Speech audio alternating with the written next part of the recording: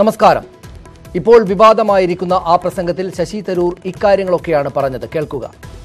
2019 തെരഞ്ഞെടുപ്പിന് ശേഷം BJP വീണ്ടും അധികാരത്തിലെത്തുകയാണെങ്കിൽ അത് രാജ്യത്തിന് ദോഷം ചെയ്യും. അങ്ങനെയൊരു സാഹചര്യത്തെ നമ്മുടെ ജനാധിപത്യ സംവിധാനങ്ങൾ അതിജീവിക്കില്ല, അവ തകരും. BJP RSS സംഘം ഇപ്പോൾ നമുക്കുള്ള ഭരണഘടന ഇല്ലാതാക്കും. അവരുടെ രാഷ്ട്രീയത്തിനനുസരിച്ച് പുതിയ ഭരണഘടന സൃഷ്ടിക്കും. ആ വരുന്നത് ഹിന്ദു രാഷ്ട്ര സ്ഥാപനത്തിനായുള്ള ഭരണഘടനയാകും. അവിടെ ന്യൂനപക്ഷങ്ങൾക്ക് ഇടമുണ്ടാവുകയില്ല. ഇന്ത്യ അങ്ങനെ ഒരു ഹിന്ദു പാകിസ്ഥാൻ ആകും. ഇതാണ് ഇപ്പോൾ BJP എതിർക്കുന്ന തരൂരിൻ്റെ വാചകങ്ങൾ, തരൂരിൻ്റെ പ്രസംഗത്തിലെ വാചകങ്ങൾ. ഇവയെ BJP എതിർക്കുകയാണ്. നിയമപരമായി തന്നെയും കാര്യങ്ങൾ മുന്നോട്ട് പോവുകയാണ്. BJPക്ക് മാത്രമല്ല, പക്ഷേ തരൂരിൻ്റെ തന്നെ പാർട്ടിക്കും കോൺഗ്രസിനും ഈ പറഞ്ഞ കാര്യങ്ങൾ ദഹിച്ചിട്ടില്ല. പാർട്ടിയുടെ അഭിപ്രായമല്ല ഇവയെന്ന് കോൺഗ്രസ് നിലപാട് വ്യക്തമാക്കിയിട്ടുണ്ട്. ഇതാണ് നമ്മുടെ ചർച്ച. ശശി തരൂരിൻ്റെ ഈ പ്രസ്താവനയിൽ പിശക് എന്താണ്? ഇക്കാര്യമാണ് ചർച്ച ചെയ്യുന്നത്. തരൂർ രാഷ്ട്രീയമായ അബദ്ധമാണോ, തെറ്റായ കാര്യമാണോ പറഞ്ഞത്? BJPയെ എന്തുകൊണ്ടാണ് ഇത് രോഷത്തിലാക്കുന്നത്? കോൺഗ്രസ് ആ രോഷത്തിൽ പേടിച്ച് പിന്നോട്ട് പോയത് എന്തുകൊണ്ടാണ്? ഒപ്പം പ്രധാനപ്പെട്ട ആ ചോദ്യവും, രണ്ടാമതും മോദി സർക്കാർ വന്നാൽ രാജ്യത്തിന് ദോഷമാകും എന്ന് തരൂർ പറയുന്നത് എന്തുകൊണ്ടാണ്? അത് തെറ്റല്ലേ? പ്രൈം ഡിബേറ്റിലേക്ക് സ്വാഗതം.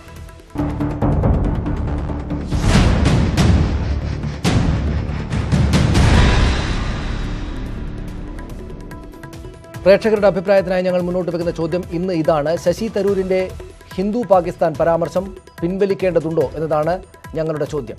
ഈ ചോദ്യത്തോട് നിങ്ങൾക്ക് ഫേസ്ബുക്കിലൂടെയും വാട്സാപ്പിലൂടെയും പ്രതികരിക്കാം.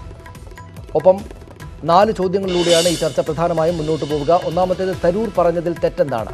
രണ്ടാമത്തേത്, കോൺഗ്രസ് തരൂരിനെ പിന്തുണക്കാത്തത് എന്തുകൊണ്ടാണ്? മൂന്നാമത്തേത്, മതത്തിൻ്റെ പേരിൽ വിഭജനമോ തെരഞ്ഞെടുപ്പിന് മുമ്പ് തെരഞ്ഞെടുപ്പ് ലക്ഷ്യമിട്ട് എന്നതാണ്. നാലാമത്തേത്, കോൺഗ്രസിൻ്റേത് മൃദു ഹിന്ദുത്വമോ മുസ്ലിം പ്രീണനമോ എന്നതാണ്.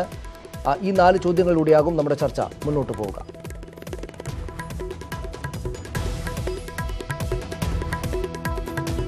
കോൺഗ്രസ് നേതാവ് ശ്രീ കൊടിക്കുന്നിൽ സുരേഷ് MP കൊട്ടാരക്കരയിൽ നിന്ന് ഈ ചർച്ചയിൽ ചേരും. BJP നേതാവ് ശ്രീ JR പത്മകുമാർ തിരുവനന്തപുരം സ്റ്റുഡിയോയിലുണ്ട്. ശ്രീമതി ആനി രാജ CPI നേതാവ്, അവർ ചണ്ഡീഗഡിൽ നിന്ന് തത്സമയം നമ്മോടൊപ്പം ചേരുന്നു. മാധ്യമപ്രവർത്തകനും രാഷ്ട്രീയ നിരീക്ഷകനുമായ ശ്രീ ശ്രീജിത്ത് ദിവാകരൻ കോഴിക്കോട് സ്റ്റുഡിയോയിലുണ്ട് ഈ ചർച്ചയിൽ പങ്കെടുക്കാൻ. അതിഥികളിലേക്ക് വരാം ഇടവേളയ്ക്ക് ശേഷം. ശ്രീ കൊടിക്കുന്നിൽ സുരേഷ് കൊട്ടാരക്കരയിൽ, JR പത്മകുമാർ തിരുവനന്തപുരത്ത്, ശ്രീമതി ആനി രാജ ചണ്ഡീഗഡിൽ, ശ്രീ ശ്രീജിത്ത് ദിവാകരൻ കോഴിക്കോട് ഈ ചർച്ചയിൽ പങ്കെടുക്കുന്നു. ആദ്യം ശ്രീ JR പത്മകുമാർ, രാഷ്ട്രീയമായൊരു വിമർശമല്ലേ ശശി തരൂർ നടത്തിയത്? അദ്ദേഹം പാകിസ്ഥാൻ ഇപ്പോൾ ഉള്ള ഗുണകരമല്ലാത്ത രാഷ്ട്രീയ കാലാവസ്ഥയിലേക്ക് നരേന്ദ്രമോദി സർക്കാർ രാജ്യത്തെ കൊണ്ടുപോകും എന്ന രാഷ്ട്രീയ വിമർശനം നടത്തുകയായിരുന്നില്ലേ? നരേന്ദ്രമോദി സർക്കാരിൻ്റെ എതിർപക്ഷത്തുള്ള കോൺഗ്രസിൻ്റെ നേതാവാണ് അദ്ദേഹം. അതുകൊണ്ട് അത് ഇത്ര വലിയ ഒരു തെറ്റാകുന്നത് എങ്ങനെയാണ്? ഏത് വിധത്തിലാണ് ശശി തരൂരിൻ്റെ രാഷ്ട്രീയ വിമർശം പിശകാകുന്നത്?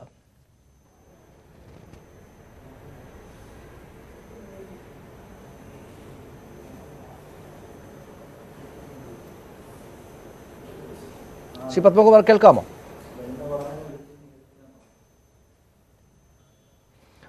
തിരിച്ചു വരാം. ചെറിയ സാങ്കേതിക പ്രശ്നം തുടക്കത്തിലേ ഉണ്ട്. ശ്രീമതി ആനി രാജ, എന്തിനായിരിക്കണം ഈ ശശി തരൂരിനെ BJP എതിർക്കുന്നു എന്ന് മാത്രമല്ല, കോൺഗ്രസിന് അദ്ദേഹത്തെ അനുകൂലിക്കാൻ തോന്നുന്നുമില്ല. അദ്ദേഹം പറഞ്ഞ വാക്കുകളിൽ ഒരു തരത്തിലും ഇരുപക്ഷത്തിനും എതിർക്കാൻ അല്ലെങ്കിൽ അനുകൂലിക്കാനാകാത്തത്ര വലിയ കുഴപ്പമുണ്ടോ അദ്ദേഹം പറഞ്ഞ കാര്യത്തിൽ? ഇതിൽ BJP എന്തുകൊണ്ട് ശ്രീ ശശി തരൂരിനെ എതിർക്കുന്നു എന്നുള്ളത് വളരെ സ്പഷ്ടമാണ്.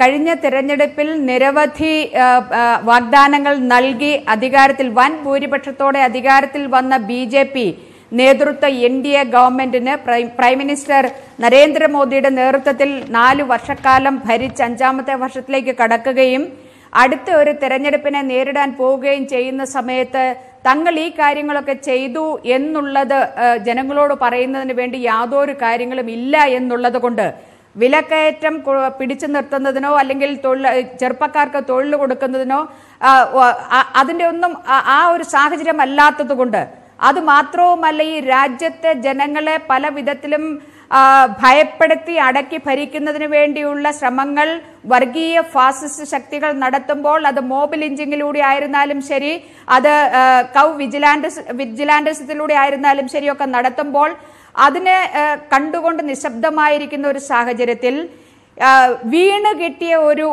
ഒരു ആയുധം ഉപയോഗപ്പെടുത്തുകയാണ് ഇതിലൂടെ സത്യത്തിൽ BJP ചെയ്യുന്നത്. അത് അവർ ചെയ്യും, അവരത് ഒരു പൊളിറ്റിക്കൽ പാർട്ടി എന്ന നിലയിൽ അവരത് ചെയ്യും. എന്നാൽ ശ്രീ ശശി തരൂരിനോട് പല വിഷയങ്ങളിലും എനിക്ക് വളരെ ശക്തമായ എതിർപ്പുള്ളപ്പോൾ പോലും ശശി തരൂർ ഈ സമീപത്ത് പറഞ്ഞ ഈ സ്റ്റേറ്റ്മെന്റിന് അത് വെറും സത്യസന്ധമായ ഒരു സ്റ്റേറ്റ്മെന്റ് ആണ്. ആ സ്റ്റേറ്റ്മെന്റ് അത് ശശി തരൂരിൻ്റെത് പോലുമല്ല. അത് സത്യത്തിൽ ശ്രീ ശശി തരൂർ BJPയും RSSും പ്രത്യേകിച്ച് RSS 1925 മുതൽ പറഞ്ഞുകൊണ്ടിരിക്കുന്ന ഒരു കാര്യം അദ്ദേഹം ആവർത്തിച്ചു പറയുക മാത്രമാണ് ചെയ്തത്.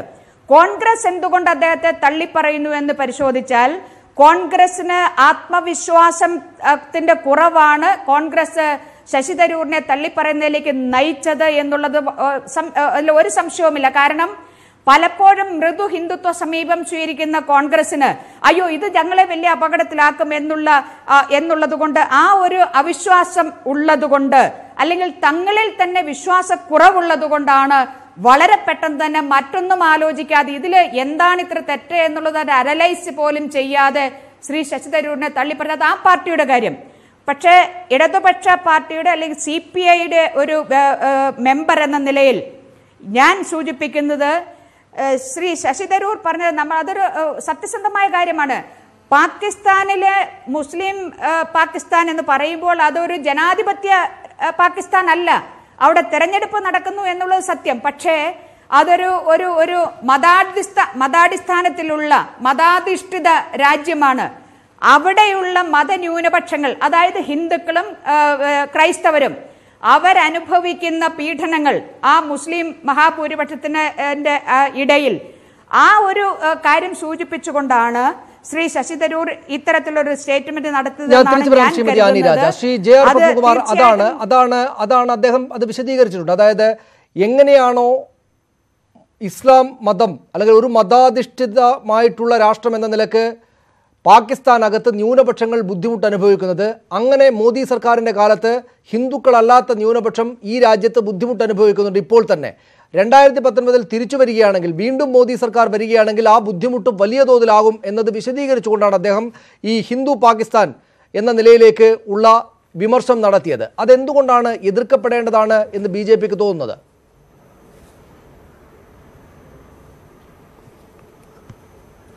ശശി തരൂരിന്റെ ഈ പ്രസ്താവനയെ സംബന്ധിച്ച് കോൺഗ്രസിന്റെ നിലപാടെന്താ? അതല്ലേ ആദ്യം ചർച്ച ചെയ്യപ്പെടേണ്ടത്. കേരളത്തിലെ കോൺഗ്രസിന്റെ നിലപാടും കേന്ദ്ര കോൺഗ്രസിന്റെ ഓൾ ഇന്ത്യ കമ്മിറ്റിയുടെയും നിലപാട് എന്താണ്? ഈ ശശി തരൂർ പറഞ്ഞതിൽ യാഥാർത്ഥ്യമുണ്ട് എങ്കിൽ കോൺഗ്രസിന് തന്നെ ഒരു ഏകരൂപമായുള്ള ഒരു അഭിപ്രായം ഉണ്ടാകണ്ടേ? ശശി തരൂരിനെ ഞാൻ ഒരു കാര്യത്തിൽ അഭിനന്ദിക്കുകയാണ്. 2019 തെരഞ്ഞെടുപ്പിൽ ഭാരതീയ ജനതാ പാർട്ടി അധികാരത്തിൽ വരും എന്ന് അദ്ദേഹം പറഞ്ഞു. അതുകൊണ്ട് സൂക്ഷിക്കണം എന്ന് പറഞ്ഞുകൊണ്ട് അദ്ദേഹം നിലവിളിക്കുന്നത്, അദ്ദേഹം ഞങ്ങൾ അധികാരത്തിൽ വരും എന്നുള്ളത് അദ്ദേഹത്തിന് ഉറപ്പുള്ളത് കൊണ്ടാണ് ഇത്തരത്തിലൊരു പ്രസ്താവന ഇറക്കിയത്. പിന്നെ അദ്ദേഹത്തിന് നേരത്തെ സുബ്രഹ്മണ്യ സ്വാമി പറഞ്ഞതുപോലെ തന്നെ അദ്ദേഹത്തിൻ്റെ ഒരു മാനസിക നില പരിശോധിക്കേണ്ടതായിട്ടുണ്ട്. കാരണം അദ്ദേഹത്തിൻ്റെ അത് വ്യക്തിപരമായി അദ്ദേഹം ഉണ്ടാക്കി വെച്ചിട്ടുള്ള കാര്യങ്ങൾ തന്നെ അദ്ദേഹത്തിൻ്റെ ഭാര്യയുടെ മരണവുമായി ബന്ധപ്പെട്ട് അദ്ദേഹം പ്രതിക്കൂട്ടിലാണ്, സംശയത്തിന്റെ നിഴലിലാണ്. അദ്ദേഹത്തിനെതിരായി ചാർജ് ഫ്രെയിം ചെയ്ത് കോടതിയിൽ കൊടുത്തിരിക്കുകയാണ്. അദ്ദേഹം ജാമ്യത്തിലാണ് നിൽക്കുന്നത്. അപ്പോൾ അദ്ദേഹത്തിനെ സംബന്ധിച്ചിടത്തോളം ഒരു മാനസികമായ ഒരു പ്രശ്നമുണ്ട്. ആ പ്രശ്നങ്ങൾ മറച്ചു വെക്കുന്നതിന് വേണ്ടിയിട്ടുള്ളൊരു ശ്രമം അദ്ദേഹം നടത്തി. പിന്നെ ഇതിനകത്തൊരു ന്യൂനപക്ഷ പൊളിറ്റിക്സ് ഉണ്ട്. കേരളത്തിൽ വന്നിട്ട് ന്യൂനപക്ഷങ്ങൾക്ക് ഇപ്പൊ BJP അധികാരത്തിൽ വരും, ന്യൂനപക്ഷങ്ങൾക്ക് രക്ഷയില്ല എന്ന് പ്രചരിപ്പിച്ചെങ്കിൽ മാത്രമേ അദ്ദേഹത്തിന് ഇനി അടുത്ത സ്ഥാനാർത്ഥിത്വം കിട്ടുന്നുണ്ട് എങ്കിൽ അദ്ദേഹത്തിന് ഇലക്ഷനെ നേരിടാൻ കഴിയൂ. കഴിഞ്ഞ തവണ തന്നെ നിങ്ങൾക്കറിയാമല്ലോ, ഈ ആനി രാജയുടെ പാർട്ടി പൈസയും വാങ്ങിക്കൊണ്ട് ഒരു സ്ഥാനാർത്ഥിയെ നിർത്തിയിട്ട് ആ അദ്ദേഹം പറഞ്ഞ കാര്യത്തിൽ ഒരു തെറ്റെന്താണ്? അതായത് രാഷ്ട്രീയമായിട്ട് ഇതൊരു ജനാധിപത്യ രാജ്യമാണ്. അദ്ദേഹം ഈ രാജ്യം ഭരിക്കുന്ന പാർട്ടിയുടെ എതിർപക്ഷത്ത് നിൽക്കുന്ന പ്രതിപക്ഷ പാർട്ടിയുടെ നേതാവാണ്. അദ്ദേഹത്തിന് സ്വാഭാവികമായിട്ട് ഈ സർക്കാരിനെ വിമർശിക്കേണ്ടതുണ്ട്, വിമർശിക്കുകയും ചെയ്യും. കടുത്ത വാക്കുകൾ ഉപയോഗിച്ചാണ് സാധാരണ രാഷ്ട്രീയ പാർട്ടികൾ അങ്ങോട്ടും ഇങ്ങോട്ടും വിമർശിക്കാറ്. ഈ രാജ്യത്തെ ദോഷകരമായ ഒരു അവസ്ഥയിലേക്ക് കൊണ്ടുപോവുകയാണ് നരേന്ദ്രമോദി ചെയ്യുന്നത് എന്ന് മറുപക്ഷത്തുള്ളൊരു നേതാവ് എന്ന നിലയ്ക്ക് അദ്ദേഹം പറഞ്ഞതിൽ പിശകെന്താണ്? ഇതിൽ ഇത്രമാത്രം പ്രശ്നമുണ്ടാക്കാൻ മാത്രമുള്ള കാര്യം എന്താണ് ഈ ഹിന്ദു പാകിസ്ഥാൻ എന്ന പ്രയോഗത്തിലുള്ളത്? വലിയ അപകടകരമായ ഒരു പ്രസ്താവനയാണ് അദ്ദേഹം നടത്തിയിട്ടുള്ളത്. അതിന്റെ ആഴം മനസ്സിലാക്കിയിട്ടുള്ള ആളുകൾക്കറിയാം. കാരണം ഇവിടെ മുസ്ലിം സമുദായം അല്ലെങ്കിൽ ന്യൂനപക്ഷ സമുദായങ്ങൾ അരക്ഷിതത്വത്തിലാണ് എന്ന് വരുത്തി തീർത്ത് ആ ഒരു വോട്ട് കൺസോൾട്ടേഷനും അതിലൂടെ ആ സമുദായത്തിന് ഭൂരിപക്ഷ സമുദായത്തിനെതിരെ തിരിക്കുന്നതിനും വേണ്ടിയിട്ടുള്ള ബോധപൂർവമായ ശ്രമമാണ്. നിങ്ങൾ ആലോചിച്ച് നോക്കൂ, നിങ്ങളുടെ ഒരു സഹപ്രവർത്തകനായ ഒരു പത്രപ്രവർത്തകന്റെ പേരിൽ കേരള പോലീസ് കേസെടുത്തിട്ടുണ്ട്. എന്തിനാ കേസെടുത്തത്? മാതൃഭൂമി ചാനലിലെ ആങ്കർക്കെതിരായി കേസെടുത്തത് എന്താണ്? അദ്ദേഹം പറഞ്ഞ കാര്യങ്ങൾ സർക്കാരിന് വേറെ രീതിയിൽ തോന്നി. ഇപ്പോ അത് ന്യൂനപക്ഷ സമുദായങ്ങളിടയിൽ ഭീതി വരുത്തുന്നതിനും അവരെ ആശങ്ക ഉണ്ടാക്കുന്നതിന് വേണ്ടിയിട്ട് അല്ലെങ്കിൽ അവരെ ഈ പൊതു പ്രക്ഷോഭത്തിലേക്ക് വഴിതെളിക്കുന്നതിന് വേണ്ടിയിട്ടാണ് എന്നുള്ള തോന്നലല്ലേ ഈ ആനി രാജയുടെ പാർട്ടി നേതൃത്വം കൊടുക്കുന്ന കേരളത്തിലെ പോലീസ് ഒരു പത്രപ്രവർത്തകർക്കെതിരെ കേസെടുത്തത്? എന്തേ ആ രീതിയിൽ ഒരു കേസ് ഈ രീതിയിൽ ഇദ്ദേഹത്തിന്റെ പ്രസ്താവനയും കാണാൻ കഴിയാത്തത്? അദ്ദേഹത്തെ എന്താ പറഞ്ഞത്? BJP അധികാരത്തിലുള്ള ഞങ്ങൾ 4.5 വർഷക്കാലം ഭരിച്ചല്ലോ. നിങ്ങൾ ആലോചിച്ച് നോക്കുക, ലോകത്തെവിടെയെങ്കിലും മുസ്ലിം സമുദായം മനസ്സമാധാനത്തോടു കൂടി ജീവിക്കുന്നുണ്ടെങ്കിൽ അത് ഇന്ത്യയിലാണ്. അത് ആ സമുദായത്തിനറിയാം. ഇവരെ പോലെ വോട്ട് ബാങ്ക് രാഷ്ട്രീയത്തിന് വേണ്ടി പ്രവർത്തിക്കുന്ന ആളുകൾക്ക് മനസ്സിലാകില്ല. ഇന്ന് കേരളത്തിൽ നടക്കാത്ത എന്ത് കാര്യമാണ് മറ്റ് സംസ്ഥാനങ്ങളിൽ നടക്കുന്നത്? നിങ്ങളൊന്ന് പറഞ്ഞു തരൂ. ഇപ്പോൾ ശ്രീ കൊടിക്കുന്നിൽ സുരേഷ് കൂടെ നമ്മോടൊപ്പം ചേർന്നു. ശ്രീ കൊടിക്കുന്നിൽ സുരേഷ്, ഇവിടെ അദ്ദേഹം പറയുന്നത് ശരിയാണല്ലോ. BJP ശശി തരൂരിനെതിരായിട്ട് ഉന്നയിക്കുന്ന ആക്ഷേപങ്ങൾ ശരിയാണല്ലോ. അദ്ദേഹത്തിനെതിരെ നിയമ നടപടികളിലേക്ക് തന്നെ കാര്യങ്ങൾ പോകേണ്ടതുണ്ട് എന്നത് വസ്തുതയാണല്ലോ. അങ്ങനെയാണല്ലോ ചെയ്യേണ്ടത് എന്ന തോന്നലുണ്ടാക്കുന്ന ഏറ്റവും പ്രധാനപ്പെട്ട കാര്യങ്ങളിലൊന്ന് അദ്ദേഹത്തെ എതിർക്കുന്നത്, അദ്ദേഹം പറഞ്ഞത് ശരിയായില്ല എന്ന നിലപാട് സ്വീകരിച്ചിരിക്കുന്നത് BJP മാത്രമല്ല കോൺഗ്രസ് കൂടെയാണ് എന്നതാണ്. എന്തുകൊണ്ടാണ് കോൺഗ്രസിന് അദ്ദേഹം പറഞ്ഞത് പറയേണ്ടിയിരുന്നില്ല എന്നൊരു തോന്നൽ ഉണ്ടാകുന്നത്? ഈ രാജ്യം ഹിന്ദു പാകിസ്ഥാനാകും രണ്ടാമതും നരേന്ദ്രമോദി സർക്കാർ വന്നാൽ എന്ന അഭിപ്രായത്തോട്, ശശി തരൂരിന്റെ അഭിപ്രായത്തോട് കോൺഗ്രസ് യോജിക്കേണ്ടതുണ്ടോ?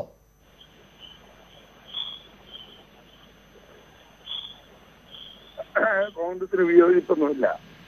പക്ഷേ അദ്ദേഹം ചില യാഥാർത്ഥ്യങ്ങൾ പറഞ്ഞു. ആ യാഥാർത്ഥ്യങ്ങൾ എന്ന് പറയുന്നത് നമ്മുടെ രാജ്യത്തിന്റെ ഭരണഘടന പോലും പൊളിച്ചെഴുതണം എന്ന ചിന്തയിലാണ് BJPയും RSS.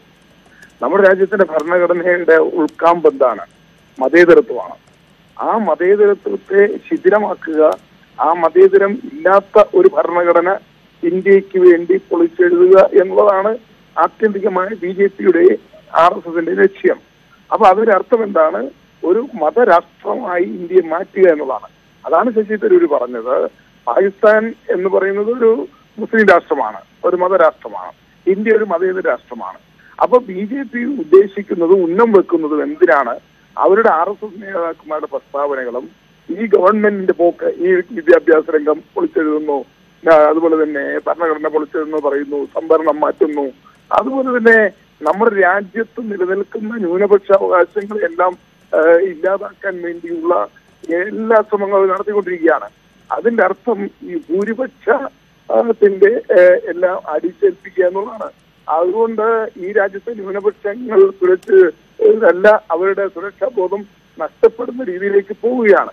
അങ്ങനെയാണെങ്കിൽ ശ്രീ കൊടിക്കുന്നിൽ സുരേഷ്, ശശി തരൂർ പറഞ്ഞത് ശരിയാണ് എന്നാണല്ലോ താങ്കൾ പറയുന്നത്. അങ്ങനെയാണെങ്കിൽ പിന്നെ കോൺഗ്രസ് ഏക മനസ്സോടെ അദ്ദേഹത്തിന് പിന്തുണ പ്രഖ്യാപിക്കാത്തത് എന്തുകൊണ്ടാണ്? കോൺഗ്രസിനും ഭയമുണ്ടല്ലോ അദ്ദേഹം പറഞ്ഞത് ശരിയായില്ല എന്ന തോതിൽ.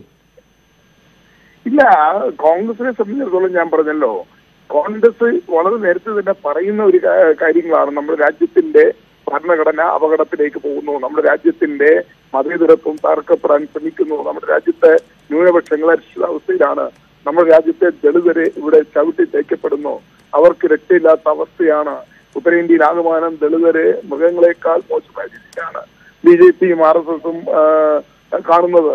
അതുപോലെ ന്യൂനപക്ഷങ്ങൾക്ക് ഇപ്പോഴും പലയിടത്തും ഉണ്ടാകുന്ന പീഡനങ്ങളും അതിക്രമങ്ങളും നമ്മൾ കണ്ടുകൊണ്ടിരിക്കുന്നു. അപ്പൊ ഇത് കേന്ദ്രം ഭരിക്കുന്ന ഒരു ഭരണകൂടവും അതിന്റെ ആളുകളും ഇവിടെ നടത്തിക്കൊണ്ടിരിക്കുന്ന പ്രവർത്തനങ്ങളുടെ അടിസ്ഥാനത്തിലാണ് വീണ്ടും നരേന്ദ്രമോദിയുടെ ഒരു ഗവൺമെന്റ് അധികാരത്തിൽ വന്നാൽ, ഒരു RSSന് പിൻബലമുള്ള ഒരു ഗവൺമെന്റ് വന്നാൽ അവർ നമ്മൾ മാറ്റി എഴുതിക്കൊണ്ട് നമ്മുടെ രാജ്യത്താണ്. ഞാൻ തിരിച്ചു വരാം ശ്രീ കൊടിക്കുന്നിൽ താങ്കളിലേക്ക്. ശ്രീ ശ്രീജിത്ത് ദിവാകരൻ, ഇവിടെ ഇത് ഏതെങ്കിലും പുതുമയുള്ള ഒരു രാഷ്ട്രീയ വിമർശമാണ് എന്ന് കാണുക സാധ്യമല്ല. നരേന്ദ്രമോദി സർക്കാർ വന്ന കാലം തൊട്ട് അദ്ദേഹത്തിന്റെ പാർട്ടിയെ, സർക്കാരിനെ എതിർക്കുന്ന ആളുകളെല്ലാം പറയുന്ന കാര്യങ്ങളുടെ ഒരു ആവർത്തനം മാത്രമേ ഒരർത്ഥത്തിൽ അദ്ദേഹത്തിന്റെ ഭരണത്തിന് കീഴിൽ ഈ രാജ്യം വല്ലാതെ മോശമായി പോകും എന്ന തരത്തിലുള്ള വിമർശമായിട്ട് കണ്ടാൽ മതിയാകും ശശി തരൂരിനെ. പ്രസ്താവനയെ. എന്നിട്ട് പോലും എന്തുകൊണ്ടാകണം അത് വളരെ വലിയ വിമർശനങ്ങളിലേക്ക് കാര്യങ്ങളെ എത്തിക്കുന്നത്? കോൺഗ്രസിന് പോലും പിന്തുണക്കാൻ സാധിക്കാത്തത് എന്തുകൊണ്ടായിരിക്കണം? എന്താണ് അതിൻ്റെ പൊളിറ്റിക്സ്?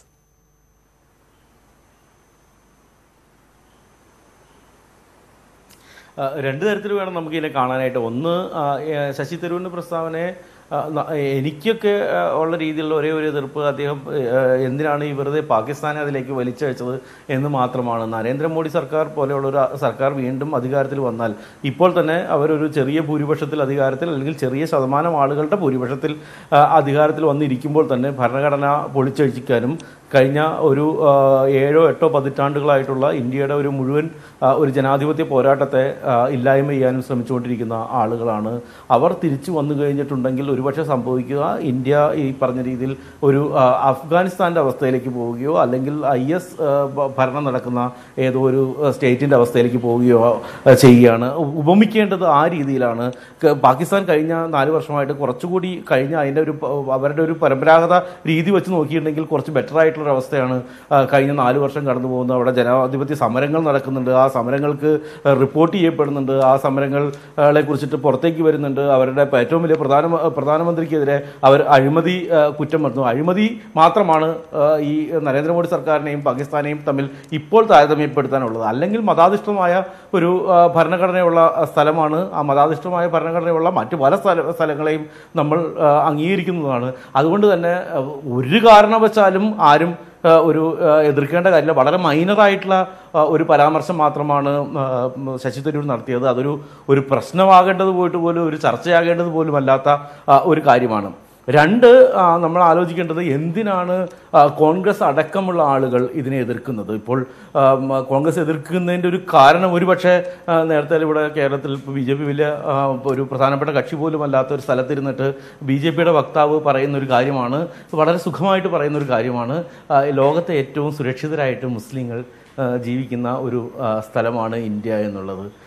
ഇത്രയും ക്രൂരവും ഇത്രയും നിന്ദ്യവുമായിട്ട് ആളുകൾക്ക് എങ്ങനെ അവസ്ഥകളെ കാണാൻ കഴിയും എന്ന് നമുക്ക് മനസ്സിലാവില്ല. അതൊരു രാഷ്ട്രീയം പോലുമല്ല, അതൊരു ഭയങ്കര ഒരു മാനസികാവസ്ഥയാണ്. അത്തരം ഒരു മാനസികാവസ്ഥയിലേക്ക് ആളുകൾ പോകുന്നത് പോലും കഷ്ടമാണ്. കാരണം ഏറ്റവും രീതിയിൽ ഗട്ടോയിസ് ചെയ്യപ്പെട്ട, ഏറ്റവും അതിരൂക്ഷമായ രീതിയിൽ തങ്ങളുടെ മതവും തങ്ങളുടെ വിചാരവും വിശ്വാസവും എല്ലാം അപകടത്തിലാവുന്നു. അത് ഇവിടുത്തെ മാധ്യമപ്രവർത്തകരോ ഇവിടുത്തെ ജനാധിപത്യവാദികളോ മാത്രമല്ല, ഇവിടുത്തെ ഏറ്റവും മുതിർന്ന ഒരു സിവിൽ സർവൻസോ അല്ലെങ്കിൽ മുതിർന്ന ഇത്രയും കാലത്തെ രാഷ്ട്രീയ നിരീക്ഷകരോ ഇത്രയും കാലം ഉണ്ടായിരുന്നു. ഇപ്പോൾ കഴിഞ്ഞ ദിവസം മെയിൻ സ്ട്രീം മാഗസിനിൽ മുച്കുന്ദ് ദുബെ എന്ന് പറയുന്ന ഇന്ത്യയുടെ പഴയ വിദേശകാര്യ സെക്രട്ടറിയുടെ ഒരു ആർട്ടിക്കിൾ വന്നിരുന്നു. 80-85 വയസ്സായ ഒരു മനുഷ്യനാണ്, വിദേശകാര്യ സെക്രട്ടറി ആയിരുന്നു ഏതോ കാലത്ത്.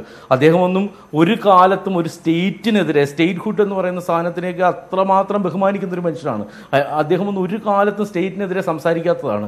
സ്റ്റേറ്റിനെതിരെ അല്ല ഇപ്പോഴും സംസാരിക്കുന്നത്, ഭരണത്തിനെതിരെ എത്രമാത്രമാണ് ഇവിടെ മൈനോറിറ്റിയെ ദ്രോഹിക്കുന്നത് എന്നുള്ള മട്ടിലൊക്കെ അദ്ദേഹത്തിൻ്റെ വളരെ വളരെ മനോഹരമായിട്ടുള്ളൊരു ആർട്ടിക്കിൾ മെയിൻ സ്ട്രീമിൽ വന്നിരുന്നു. അദ്ദേഹം പഴയകാല ജേർണലിസ്റ്റായിട്ടുള്ള നിഖിൽ ചക്രവർത്തിയെ ആദരിക്കുന്ന ചടങ്ങിൽ സംസാരിച്ചതായിരുന്നു ആ ലേഖനത്തിൽ വന്നത്. അത്തരത്തിൽ മാറിക്കൊണ്ടിരിക്കുന്ന ഒരു കാലഘട്ടത്ത് എന്താണ് ഈ പറയുന്ന ഒരു കാര്യം വരുമ്പോൾ എങ്ങനെയാണ് കോൺഗ്രസ് പോലെയുള്ള ഒരു പാർട്ടി പോലും ഇതിനെ ഒരു ന്യായീകരിക്കാൻ പറ്റാത്തൊരവസ്ഥയിലേക്ക് എത്തുന്നത്? അല്ലെങ്കിൽ എന്തിനാണ് ഒരു മൃദു ഹിന്ദുത്വം എന്തിനാണ് കോൺഗ്രസ് പോലും കളിക്കുന്നത് എന്നുള്ളതാണ് എൻ്റെ ഒരു സംശയം. അതാണ്, അത്തരം സംശയങ്ങൾ അവിടെ നിൽക്കുകയാണ്. ശ്രീ JR പത്മകുമാർ, ഇവിടെ ഈ സർക്കാർ വന്നതിന് ശേഷം മുസ്ലിം ന്യൂനപക്ഷം വലിയ പ്രതിസന്ധിയിലും പ്രശ്നങ്ങളിലുമായിട്ടുണ്ട് എന്ന കാര്യങ്ങളെ കണ്ണു തുറന്ന് നോക്കുന്ന എല്ലാവർക്കും കാണാൻ കഴിയുന്ന കാര്യമാണ്. അത് ഒടുവിലാവുമ്പോൾ ഈ ഗോസംരക്ഷകർ എന്ന് പറഞ്ഞു നടക്കുന്ന ആളുകൾ ചെയ്യുന്ന അതിക്രമങ്ങൾക്കെതിരെ പ്രധാനമന്ത്രി നരേന്ദ്രമോദിക്ക് തന്നെയും പ്രതിഷേധ സ്വരം ഉയർത്തേണ്ടി വന്നു എന്ന കാര്യം മറക്കരുത്. വളരെയേറെ കാത്തുനിന്നതിന് ശേഷമാണെങ്കിൽ പോലും അദ്ദേഹത്തിന് പോലും അത് പറയേണ്ടി വന്ന, മുൻകാലങ്ങളിൽ ഇല്ലാത്ത വിധം ന്യൂനപക്ഷങ്ങൾ ഞെരുക്കപ്പെടുന്നൊരു കാലമാണ് ഈ കടന്നുപോയിക്കൊണ്ടിരിക്കുന്നത് എന്ന കാര്യത്തിൽ താങ്കളുടെ പാർട്ടിക്ക് അകത്തുള്ള ആളുകൾക്ക് പോലും ആ അഭിപ്രായമുണ്ടായിരിക്കും. ആ അഭിപ്രായത്തെ ഒന്ന് വലിച്ചു നീട്ടി അടുത്ത തവണ കൂടെ വരികയാണെങ്കിൽ ഇതിനേക്കാൾ മോശമാകും എന്ന് പറഞ്ഞതിനെ സത്യത്തിൽ സ്വയം തിരുത്താനുള്ളൊരു അവസരമായിട്ട് BJPയും BJPയുടെ സർക്കാരും BJP നേതാക്കളും സ്വീകരിക്കുകയായിരുന്നു വേണ്ടത്. അതിന് പകരം അദ്ദേഹത്തെ ആകപ്പാടെ തന്നെ ഒറ്റപ്പെടുത്തി ആക്രമിക്കാനുള്ള ശ്രമമാണ് നിങ്ങൾ നടത്തുന്നത്. അദ്ദേഹം പറഞ്ഞതിൽ വസ്തുതാപരമായിട്ട് പിശകൊന്നുമില്ല എന്നാണ് സാധാരണഗതിയിൽ കാര്യങ്ങളെ കാണുന്ന ആളുകൾ വിവരിക്കുക. അല്ല, സജീഷിനും അങ്ങനെയുള്ള അഭിപ്രായമുണ്ടോ? ഉണ്ട്. താങ്കളും അത് അത്തരത്തിൽ ഒരു വിലയിരുത്തൽ നടത്തി വിശ്വാസത്തിന്റെ അടിസ്ഥാനത്തിലാണോ എന്നോട് ചോദിക്കുന്നത്? ഉണ്ട്. എനിക്ക് അദ്ദേഹം പറഞ്ഞത് ശരിയായിട്ടാണ് തോന്നിയിട്ടുള്ളത്. ജനങ്ങൾക്കറിയാം എന്താണ് ഈ രാജ്യത്ത് നടക്കുന്നത്. അല്ല, അതായിക്കോട്ടെ, അങ്ങനെ ഒരു അഭിപ്രായം ഞങ്ങൾക്കില്ല. ഇന്ത്യയിലെ ബഹുഭൂരിപക്ഷം ജനങ്ങൾക്കുമില്ല. നിങ്ങൾ പരിശോധിച്ച് നോക്കുക, എവിടെയെങ്കിലും നടന്ന ഒറ്റപ്പെട്ട സംഭവങ്ങൾ. അതാണ് ഞാൻ നിങ്ങളോട് ചോദിച്ചത്. കേരളത്തിൽ ഇല്ലാത്ത എന്ത് സംഭവമാണ് നിങ്ങൾ വടക്കേ ഇന്ത്യയിൽ പറയുന്നത്? ഈ ഇന്ത്യ സ്വതന്ത്രമായതിനു ശേഷം നടന്നിട്ടുള്ള വർഗീയ ലഹളകളുടെ പട്ടിക നിങ്ങളെടുത്ത് പരിശോധിച്ച് നോക്കുക. ഓരോ സ്ഥലത്തും ആളുകൾ മരണപ്പെട്ട കാര്യങ്ങൾ, കൊല ചെയ്യപ്പെട്ട കാര്യങ്ങൾ. ഈ പത്രപ്രവർത്തകൻ ശ്രീജിത്ത് ദിവാകരൻ ഇരിക്കുന്നുണ്ടല്ലോ, ഇദ്ദേഹം കണ്ണു തുറന്നൊന്ന് കാണട്ടെ. കാശ്മീരി പണ്ഡിറ്റുകൾ ഇന്ന് എവിടെയാ ജീവിക്കുന്നത്? എന്താ ഈ നെഹ്റുവിന്റെയും രാഹുൽ ഗാന്ധിയുടെ, രാജീവ് ഗാന്ധിയുടെയൊക്കെ പിൻതലമുറക്കാർ ഒരെണ്ണം ഇന്ന് കാശ്മീരിൽ താഴ്വരയിൽ അവശേഷിക്കുന്നില്ല. പ്രസവം നിന്ന് പോയതാണോ? ഒന്ന് അദ്ദേഹം പറയട്ടെ, എന്താണ് അത് കാണട്ടെ. ഈ രീതിയിലുള്ള വർഗീയ ധ്രുവീകരണത്തിന് അനുകൂലമായ സാഹചര്യങ്ങൾ സൃഷ്ടിക്കുന്ന ഒരു രീതിയുണ്ട്. അത് ഈ തീവ്രവാദ സംഘടനകളുടെ ഒരു ശൈലിയാണ്, ഒരു മിലിറ്ററി ഡോക്ട്രിനുണ്ട്. പല പോർമുഖങ്ങൾ തുറക്കുക എന്നുള്ളത്. അതിന് പത്രപ്രവർത്തകരെ ഉപയോഗിക്കാറുണ്ട്, മറ്റ് വിഘടനവാദ ശക്തികളെ ഉപയോഗിക്കാറുണ്ട്, ഉദ്യോഗസ്ഥന്മാരെ ഉപയോഗിക്കാറുണ്ട്. അതിന്റെ ഒരു ഭാഗമാണ് ഇങ്ങനെ ഈ രീതിയിൽ ഭാരതീയ ജനതാ പാർട്ടിയോ അല്ലെങ്കിൽ NDA ഗവൺമെന്റിനും എതിരായിട്ടുള്ള പ്രചരണം. ഈ നമുക്കറിയാലോ, IS ഉൾപ്പെടെയുള്ള ആളുകൾ കോടിക്കണക്കിന് രൂപയാണ് അവർക്ക് അനുകൂലമായ രാഷ്ട്രീയ സാഹചര്യം ഉണ്ടാക്കാൻ ചെലവഴിക്കുന്നത്. അതിൽ പങ്കുപറ്റുന്ന ചില ആളുകളുണ്ട്, അവരൊക്കെ ഈ രീതിയിലുള്ള പ്രചരണങ്ങൾ നടത്തും. ഞാൻ ചോദിക്കട്ടെ, ഇന്ത്യയിൽ ഭരണഘടന നിലവിൽ വന്ന് അതിൽ ഭരണഘടനയിൽ മതേതരത്വം എഴുതി ചേർത്തത് എന്നാ? അതുവരെ ഇന്ത്യ മതേതരത്വമല്ലായിരുന്നോ? ഭരണഘടനയിൽ എഴുതി ചേർത്തതിന് ശേഷമാണോ ഇന്ത്യ മതേതര രാഷ്ട്രമായിട്ടുള്ളത്? അത് ഇന്ത്യയുടെ സംസ്കാരമാണ് മതേതരത്വം. പിന്നെ ഭരണഘടനയെ മാറ്റി എഴുതാൻ പോകുന്നു, പിച്ച് ചിന്താൻ പോകുന്നു എന്നൊക്കെ പറഞ്ഞാൽ ഇവിടെ ജീവിച്ചിട്ടുള്ള അരിയാഹാരം തിന്നുന്ന എല്ലാവർക്കും അറിയാം ആരാണ് ഭരണഘടനയുടെ അന്തസത്ത തകർത്തത്. ഞങ്ങൾ ഒരു അവസ്ഥയിലും അത്തരത്തിലൊരു ചിന്ത മുന്നോട്ട് വെച്ചിട്ടില്ല.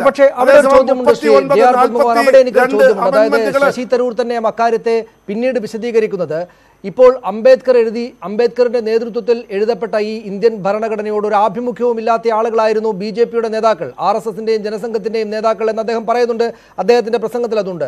ഗോൾവാൾക്കറും സവർക്കറും അടക്കമുള്ള ആളുകൾക്കൊന്നും, ഈ പറയുന്ന ദീൻദയാൽ ഉപാധ്യായ അടക്കമുള്ള ആളുകൾക്കൊന്നും ഈ ഭരണഘടനയോട് ഒരു താല്പര്യവും ഉണ്ടായിരുന്നില്ല എന്ന്.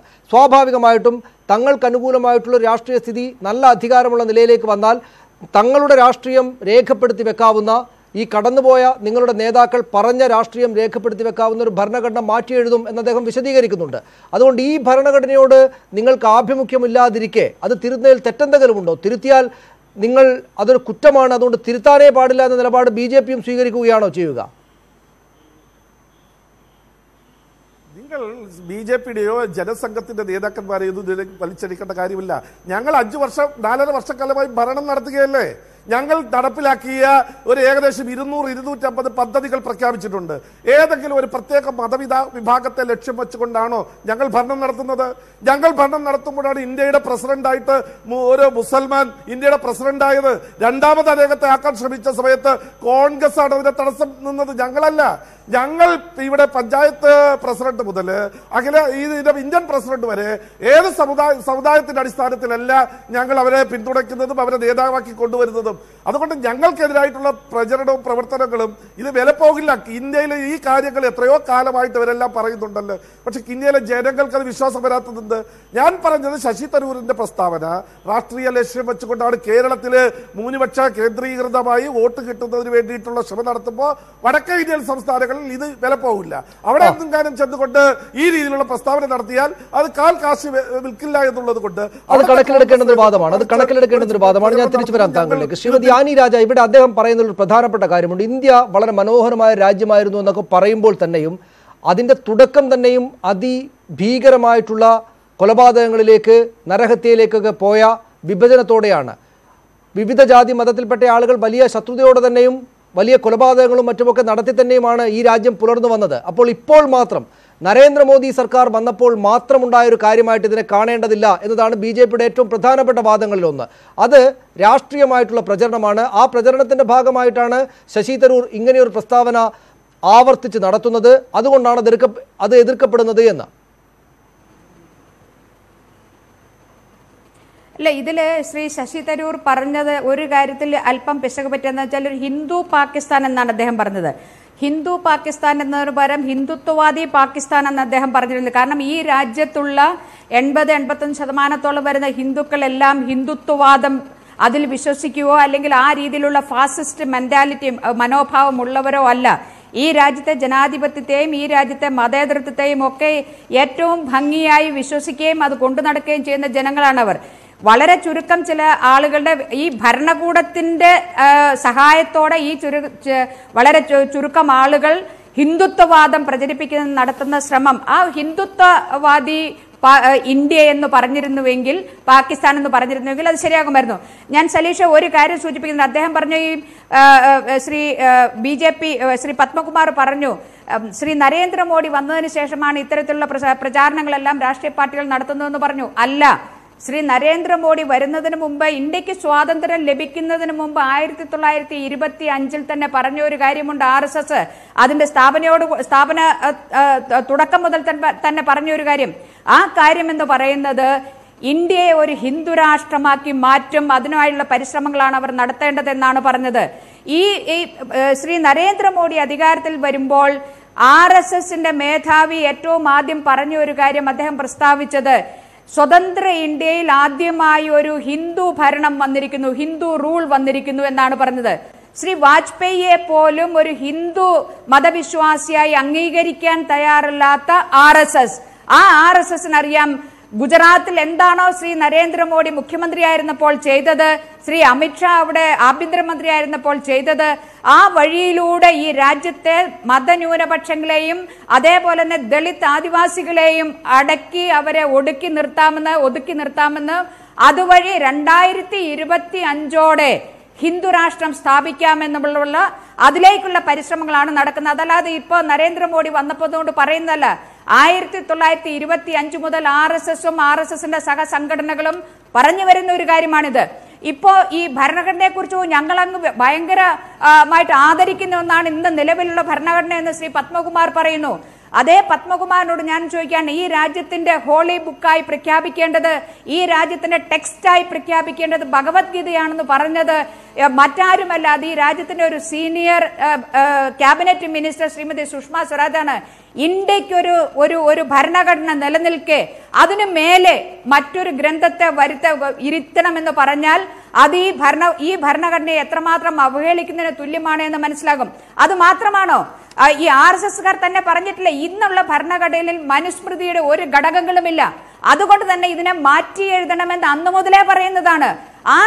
ആ രീതിയിലുള്ള ശ്രമങ്ങൾ നടത്തുന്നു. അരിയാഹാരം കഴിക്കുന്നവരൊന്നും ഉറങ്ങുകയല്ല ശ്രീ പത്മകുമാർ ഈ രാജ്യത്തുള്ളത്, അവരെല്ലാം കാണുന്നുണ്ട്. അഖ്ലാഖ് മുതൽ അഫ്രോസുൽ വരെയുള്ളവർക്ക് എന്താണ് സംഭവിച്ചെന്നുള്ളത്. അതിനുശേഷം ഉന്നാവിലും അതുപോലെ തന്നെ കത്തുവയിലും അതേപോലെ തന്നെ ഗുജറാത്തിലും ദളിതുകൾക്കും അതേപോലെ പെൺകുട്ടികൾക്കും ഒക്കെ എന്താണ് സംഭവിക്കുന്നത് എന്നുള്ളത്.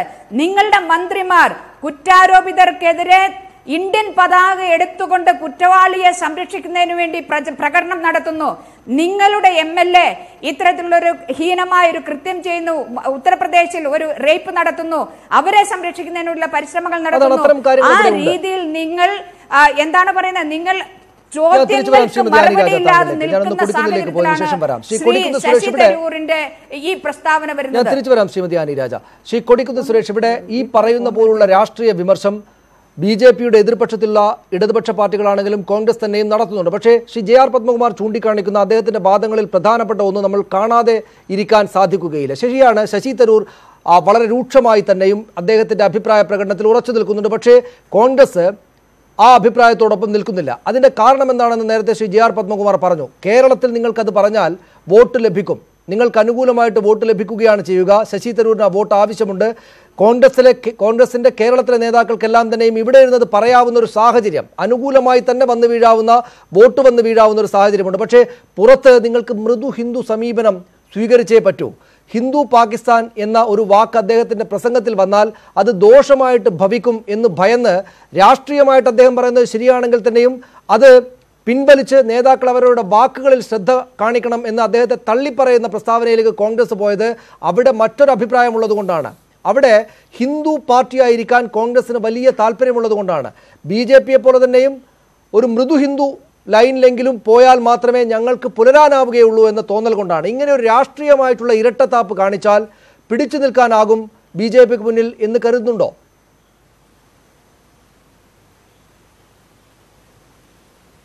ഒരിക്കലുമില്ല. കോൺഗ്രസ് ഒരു മതേതര പാർട്ടിയാണ്. കോൺഗ്രസിന് മൃദു ഹിന്ദുത്വമോ മൃദു ന്യൂനപക്ഷ അല്ലെങ്കിൽ സമീപനവും ഇല്ല. കോൺഗ്രസ് എല്ലാവർക്കും നീതി ലഭിക്കണമെന്ന് ആഗ്രഹിക്കുന്ന പാർട്ടിയും അത് നടപ്പാക്കുന്ന പാർട്ടിയുമാണ്. ഏതെങ്കിലും ഒരു പ്രത്യേക മതത്തോടോ ഏതെങ്കിലും ഒരു പ്രത്യേക വിശ്വാസത്തോടോ താല്പര്യവുമില്ല. അതിനെ പ്രോത്സാഹിപ്പിക്കുന്ന അല്ലെങ്കിൽ അതിന് മാത്രമായി നിലകൊള്ളുന്ന ഒരു രാഷ്ട്രീയ പ്രസ്ഥാനമല്ല കോൺഗ്രസ് എന്ന് എല്ലാവർക്കും അറിയാം. കോൺഗ്രസിന്റെ ഇന്നേ വരെയുള്ള ചരിത്രം പരിശോധിച്ച് നോക്കുന്ന ആർക്കും സനീഷ് പറഞ്ഞുള്ള ഒരു ആരോപണമോ ആക്ഷേപമോ കോൺഗ്രസിനെതിരെ ഉന്നയിക്കാൻ കഴിയില്ല. കോൺഗ്രസ് ഉണ്ടായി 133 വർഷമായി. ഈ 133 വർഷക്കാലത്തിനിടയിൽ കോൺഗ്രസ് ഉയർത്തിപ്പിടിച്ചിട്ടുള്ള ജനാധിപത്യ മൂല്യങ്ങളും മതേതര മൂല്യങ്ങളും ഇവിടെ എല്ലാവർക്കും അറിയാം. ഇവിടെ ഹൈന്ദവ സമൂഹത്തിന് ഈ രാജ്യത്ത് ഭൂരിപക്ഷ സമുദായങ്ങൾക്ക് ഒരു തരത്തിലുള്ള ഉണ്ടാകാത്ത തരത്തിൽ അവരുടെ താല്പര്യങ്ങൾ സംരക്ഷിച്ചു. അവരെ ന്യൂനപക്ഷങ്ങൾ സുരക്ഷിതരായും അവരുടെ താല്പര്യങ്ങൾ സംരക്ഷിക്കുന്ന രീതിയിൽ കോൺഗ്രസ് അവരെ സംരക്ഷിച്ചു. ഇന്ത്യൻ ഭരണഘടന വിഭാവന ചെയ്യുന്ന എല്ലാ സംരക്ഷണങ്ങളും ഈ രാജ്യത്തെ ജനങ്ങൾക്ക്, വിവിധ മതങ്ങൾക്ക്, വിവിധ വിശ്വാസങ്ങൾക്ക് നൽകിയ പ്രസ്ഥാനമാണ് ഇന്ത്യൻ നാഷണൽ കോൺഗ്രസ്. അതുകൊണ്ട് കോൺഗ്രസിന് മൃദു ഹിന്ദുത്വം എന്ന് പറഞ്ഞ് ഞങ്ങളെ ഏതെങ്കിലും തരത്തിൽ ജനങ്ങളുടെ തെറ്റിദ്ധാരണ നിങ്ങൾ ശ്രമിക്കരുത്. അതുപോലെ ഞങ്ങൾ അന്ധമായ ന്യൂനപക്ഷത്തിന്റെ ഭാഗമാണ് എന്ന് പറയുന്നില്ല. ഞങ്ങൾ ഇന്ത്യയിലെ ജനങ്ങളെ ഒന്നായി കാണുന്നു. ഇന്ത്യ എന്ന് പറയുന്ന ഈ മതേതര രാജ്യത്ത് നമ്മുടെ പാരമ്പര്യവും പൈതൃകവും ഉണ്ട്. നമ്മുടെ ദേശീയ നേതാക്കന്മാർ കാണിച്ചു തന്ന മാർഗങ്ങൾ നമ്മുടെ മുന്നിലുണ്ട്. ആ വഴിത്താരോട് സഞ്ചരിക്കുന്നു. അതിന് നമ്മൾ ഉപയോഗിക്കുന്നത് ഇന്ത്യൻ ഭരണഘടനയാണ്. നമ്മുടെ രാജ്യത്തിന്റെ മതേതരത്വവും നമ്മുടെ രാജ്യത്തിന്റെ ജനാധിപത്യ ബോധവും നമ്മുടെ രാജ്യത്തിന്റെ എല്ലാ തരത്തിലുള്ള മൂല്യങ്ങൾ ഉയർത്തിപ്പിടിക്കുന്നതിന് നമ്മൾ ഉയർത്തി കാണിക്കുന്നതും മുറുകെ പിടിക്കുന്നതും ഇന്ത്യൻ ഭരണഘടനയാണ്. ആ ഇന്ത്യൻ ഭരണഘടനയിൽ അധിഷ്ഠിതമായ ഒരു ഭരണമാണ് ഇന്ത്യൻ നാഷണൽ കോൺഗ്രസ് എല്ലാ കാലത്തും നടത്തിയിട്ടുള്ളത്. ആ ഭരണഘടന അനുസരിച്ചുള്ള ഭരണം ഇന്ത്യയിൽ നടക്കുമ്പോൾ ഇവിടെ ന്യൂനപക്ഷങ്ങൾക്കും ഭൂരിപക്ഷങ്ങൾക്കും ഒരു തരത്തിലുള്ള പരാതി ഉണ്ടാകുകയോ അവരെ ഒരു തരത്തിലും ചവിട്ടിമെതിക്കുകയോ ചെയ്യുന്നില്ല. എന്നാൽ ഇവിടെ ഭരണഘടനയെ പോലും വെല്ലുവിളിച്ചുകൊണ്ട് BJP നടത്തുന്ന ഈ ഭരണം, അതിന്റെ പിന്നിൽ RSS ആണ്. അവർക്ക് താല്പര്യങ്ങളുണ്ട്. അവരുടെ താല്പര്യം ഹിന്ദു രാഷ്ട്രമാണ്. ആ ഹിന്ദു രാഷ്ട്രത്തിലേക്ക് ഇന്ത്യ കൊണ്ടുപോകാൻ അവർ ശ്രമിക്കുന്നു.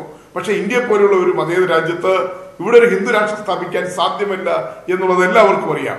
ഇവിടുത്തെ ന്യൂനപക്ഷങ്ങളെ ഇല്ലായ്മ ചെയ്തുകൊണ്ടോ ഇവിടുത്തെ ന്യൂനപക്ഷങ്ങളുടെ അവകാശം ചവിട്ടിമെതിച്ചുകൊണ്ടോ അവരെ നിശബ്ദരാക്കിക്കൊണ്ടോ ഒരു ഹിന്ദു രാഷ്ട്രം സ്ഥാപിക്കാൻ ഇന്ത്യക്ക് സാധ്യമല്ല. അതൊരു യാഥാർത്ഥ്യമാണ്, അതൊരു വസ്തുതയാണ്. ഇത്രയും കാലം ഇവിടെ RSS BJP പ്രവർത്തിച്ചിട്ട് അവർക്ക് ഈ രാജ്യത്ത് എന്ത് ചെയ്യാൻ കഴിഞ്ഞു? ഈ രാജ്യത്ത് ഹിന്ദു രാഷ്ട്രത്തിൽ ഒരു ഇഞ്ചെങ്കിലും മുന്നോട്ട് പോകാൻ കഴിഞ്ഞു?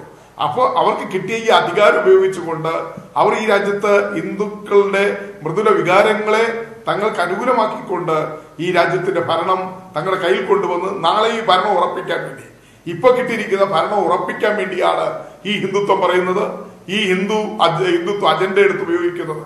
BJPയെ സംബന്ധിച്ചിടത്തോളം അവർക്ക് ഈ രാജ്യത്തിന്റെ പുരോഗതിയോ താങ്കളിലേക്ക് അവർക്ക് ആവശ്യം വലിയ തോതിൽ മതേതരത്വ രാജ്യമാണ് ഇന്ത്യ എന്ന് സ്ഥാപിക്കേണ്ടതുണ്ട്. അവർ അതിനുവേണ്ടി പ്രവർത്തിക്കുന്നുണ്ട്. ഞാൻ തിരിച്ചു വരാം ശ്രീ കൊടിക്കുന്നിൽ താങ്കളിലേക്ക്. പക്ഷെ അവിടെ ഞാൻ തിരിച്ചു വരാം ശ്രീ കൊടിക്കുന്നിൽ താങ്കളിലേക്ക്. ശ്രീ രാഹുൽ ഗാന്ധി അമ്പലത്തിൽ പോകുന്നു. അപ്പോൾ കോൺഗ്രസ് ഒരു മൃദു ഹിന്ദു പാർട്ടിയാണ്, മൃദു ഹിന്ദു ലൈനിലേക്ക് പോവുകയാണെന്ന വിമർശനം വരുന്നു. കോൺഗ്രസ് രാഷ്ട്രീയമായിട്ടുള്ള അവരുടെ തന്ത്രങ്ങളുടെ ഭാഗമായിട്ട് മുസ്ലിം പേരുള്ള ബുദ്ധിജീവികളുടെയും അക്കാഡമിഷ്യൻസിന്റെയും യോഗം വിളിക്കുമ്പോഴേക്ക് അവർക്ക് മേൽ നിങ്ങൾ മുസ്ലിം പാർട്ടിയാണോ, നിങ്ങൾ പൂണൂൽധാരിയാണ് എന്ന് പറഞ്ഞ് ഇപ്പോൾ മുസ്ലിം ധാരിയായിരിക്കുന്നോ എന്ന് നിർമ്മലാ സീതാരാമനെ പോലുള്ള ആളുകൾ രാഹുൽ ഗാന്ധിയെ വിമർശിക്കുന്ന അവസ്ഥയും വരുന്നു. ഒരു ഭാഗത്ത് മൃദു ഹിന്ദു പാർട്ടി എന്ന വിമർശം അപ്പുറത്തുള്ള ആളുകളിൽ നിന്ന് കേൾക്കേണ്ടി വരിക, മറുഭാഗത്ത് നിങ്ങൾ മുസ്ലിം പാർട്ടിയാണ് എന്ന് പറഞ്ഞ് മറ്റുള്ളവരുടെ വോട്ടുകൾ നിഷേധിക്കുന്ന അല്ലെങ്കിൽ മറ്റുള്ളവരിൽ നിന്ന് കോൺഗ്രസിനെ അകറ്റിക്കളയാവുന്ന നിലപാട് BJP സ്വീകരിക്കുകയും ചെയ്യുന്നു. കോൺഗ്രസ് ഈ ഒരു പ്രതിസന്ധിയെ എങ്ങനെ അതിജീവിക്കുമെന്നാണ് ശ്രീജിത്ത്?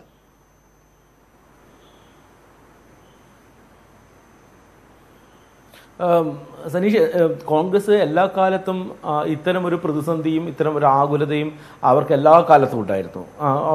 അവരുടെ മുഴുവൻ നമ്മുടെ ചരിത്രം പരിശോധിച്ച് നോക്കിയിട്ടുണ്ടെങ്കിൽ ഇപ്പോൾ കൊടിക്കുന്നിൽ സുരേഷ് നമ്മളോട് കോൺഗ്രസിന്റെ മതേതരത്വ ഒരു ചരിത്രമെല്ലാം പറഞ്ഞു. പക്ഷേ ഇപ്പോഴും എന്തുകൊണ്ടാണ് ശശി തരൂരിന്റെ ഈ പ്രസ്താവനയെ കോൺഗ്രസ് തള്ളി പറയുന്ന ഒരു ലെവലിലേക്ക് കാര്യങ്ങൾ മാറിയത് എന്നുള്ള കാര്യത്തിനുള്ള ഉത്തരം മാത്രമാണ് പറയാത്തത്. ബാക്കി എല്ലാ കാര്യങ്ങളും അദ്ദേഹം പറഞ്ഞു. അദ്ദേഹം പറഞ്ഞ പല കാര്യത്തിലോടും നമുക്ക് യോജിപ്പുമുണ്ട്. അക്കാര്യത്തിൽ കാര്യത്തിലൊരു സംശയമില്ല.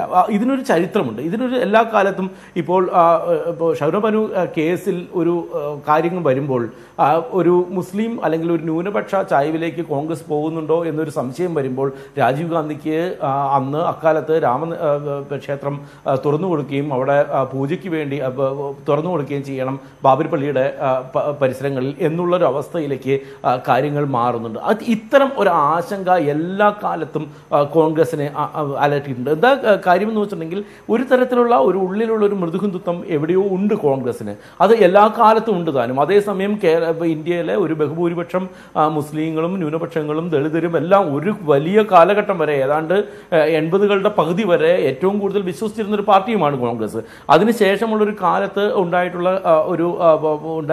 ഒരു പാർട്ടികളുടെയും അല്ലെങ്കിൽ പ്രാദേശിക പാർട്ടികളുടെയും ഒരു ആവിർഭാവം വന്നതോടുകൂടിയാണ് കോൺഗ്രസിന് ഈ മേഖലയിൽ നിന്നുള്ള ഒരു വോട്ട് ബാങ്കുകളെല്ലാം നഷ്ടപ്പെട്ടത്. അത്തരം കാലം വരെ ഇവർ വളരെ ഈ വോട്ടുകളെല്ലാം വാങ്ങി പോരുന്നൊരു കാലത്ത് ഇവർക്ക് എല്ലാ കാലത്തും ഉണ്ടായിരുന്ന ഒരു ഹൈന്ദവതയോടോ അല്ലെങ്കിൽ മൃദു ഹിന്ദുത്വത്തോടുള്ള ഒരു അടുപ്പമുണ്ട്. ഈ അടുപ്പം എങ്ങനെ സൂക്ഷിക്കണം, എപ്പോൾ വിടണം എന്നുള്ള കാര്യത്തെക്കുറിച്ചിട്ട് കോൺഗ്രസിന് ഇപ്പോഴും യാതൊരു ധാരണയുമില്ല. ഇപ്പോൾ ഉള്ളൊരു കാലത്ത് BJP ഭരിക്കുന്ന ഒരു കാലത്ത് BJP ഇത്രം ക്രൂരമായി ന്യൂനപക്ഷങ്ങളെ അടിച്ചമർത്തുന്ന ഒരു കാലത്ത് ഞങ്ങൾ ന്യൂനപക്ഷങ്ങളോട് ഒപ്പമാണ് എന്നുള്ളൊരു കാര്യം ഒരു വെട്ടി തുറന്ന് പറയുമ്പോൾ അത് ഒരു ഹൈന്ദവതയ്ക്ക് എതിരാണോ എന്നുള്ളൊരു സംശയം ഇവർക്കുണ്ട്. കാരണം ഇവർക്ക് ഇപ്പോഴും ഇന്ത്യയിലൊരു വോട്ടിംഗ് ഒരു പാറ്റേണിനെ കുറിച്ചിട്ടോ അല്ലെങ്കിൽ ഇപ്പോഴും ഉണ്ടായിട്ടുള്ള ഒരു ജനാധിപത്യ പ്രക്രിയയെക്കുറിച്ചിട്ടോ ഇപ്പോഴും ഒരു ധാരണയില്ല എന്നുള്ളത് കൊണ്ടാണ് 2014 സംഭവിച്ചത് കോൺഗ്രസിൻ്റെ 10 വർഷത്തെ ദുർഭരണത്തിനോടുള്ള ജനങ്ങളുടെ പ്രതികരണമായിരുന്നു എന്നുള്ള കാര്യം ഇപ്പോഴും കോൺഗ്രസിന് തിരിച്ചറിഞ്ഞിട്ടില്ല. മറിച്ച് എന്തോ ഒരു ഒരു കൺസോൾട്ടേഷൻ നടത്തി BJP സാധിച്ചെടുത്ത ഒരു കാര്യമാണ് ഇത് എന്നുള്ള രീതിയിലാണ് കോൺഗ്രസ് ഇപ്പോഴും കരുതുന്നത്. മറിച്ച് ഇത് ഒരു ദുർഭരണത്തോടുള്ള പ്രതികരണമായിരുന്നു.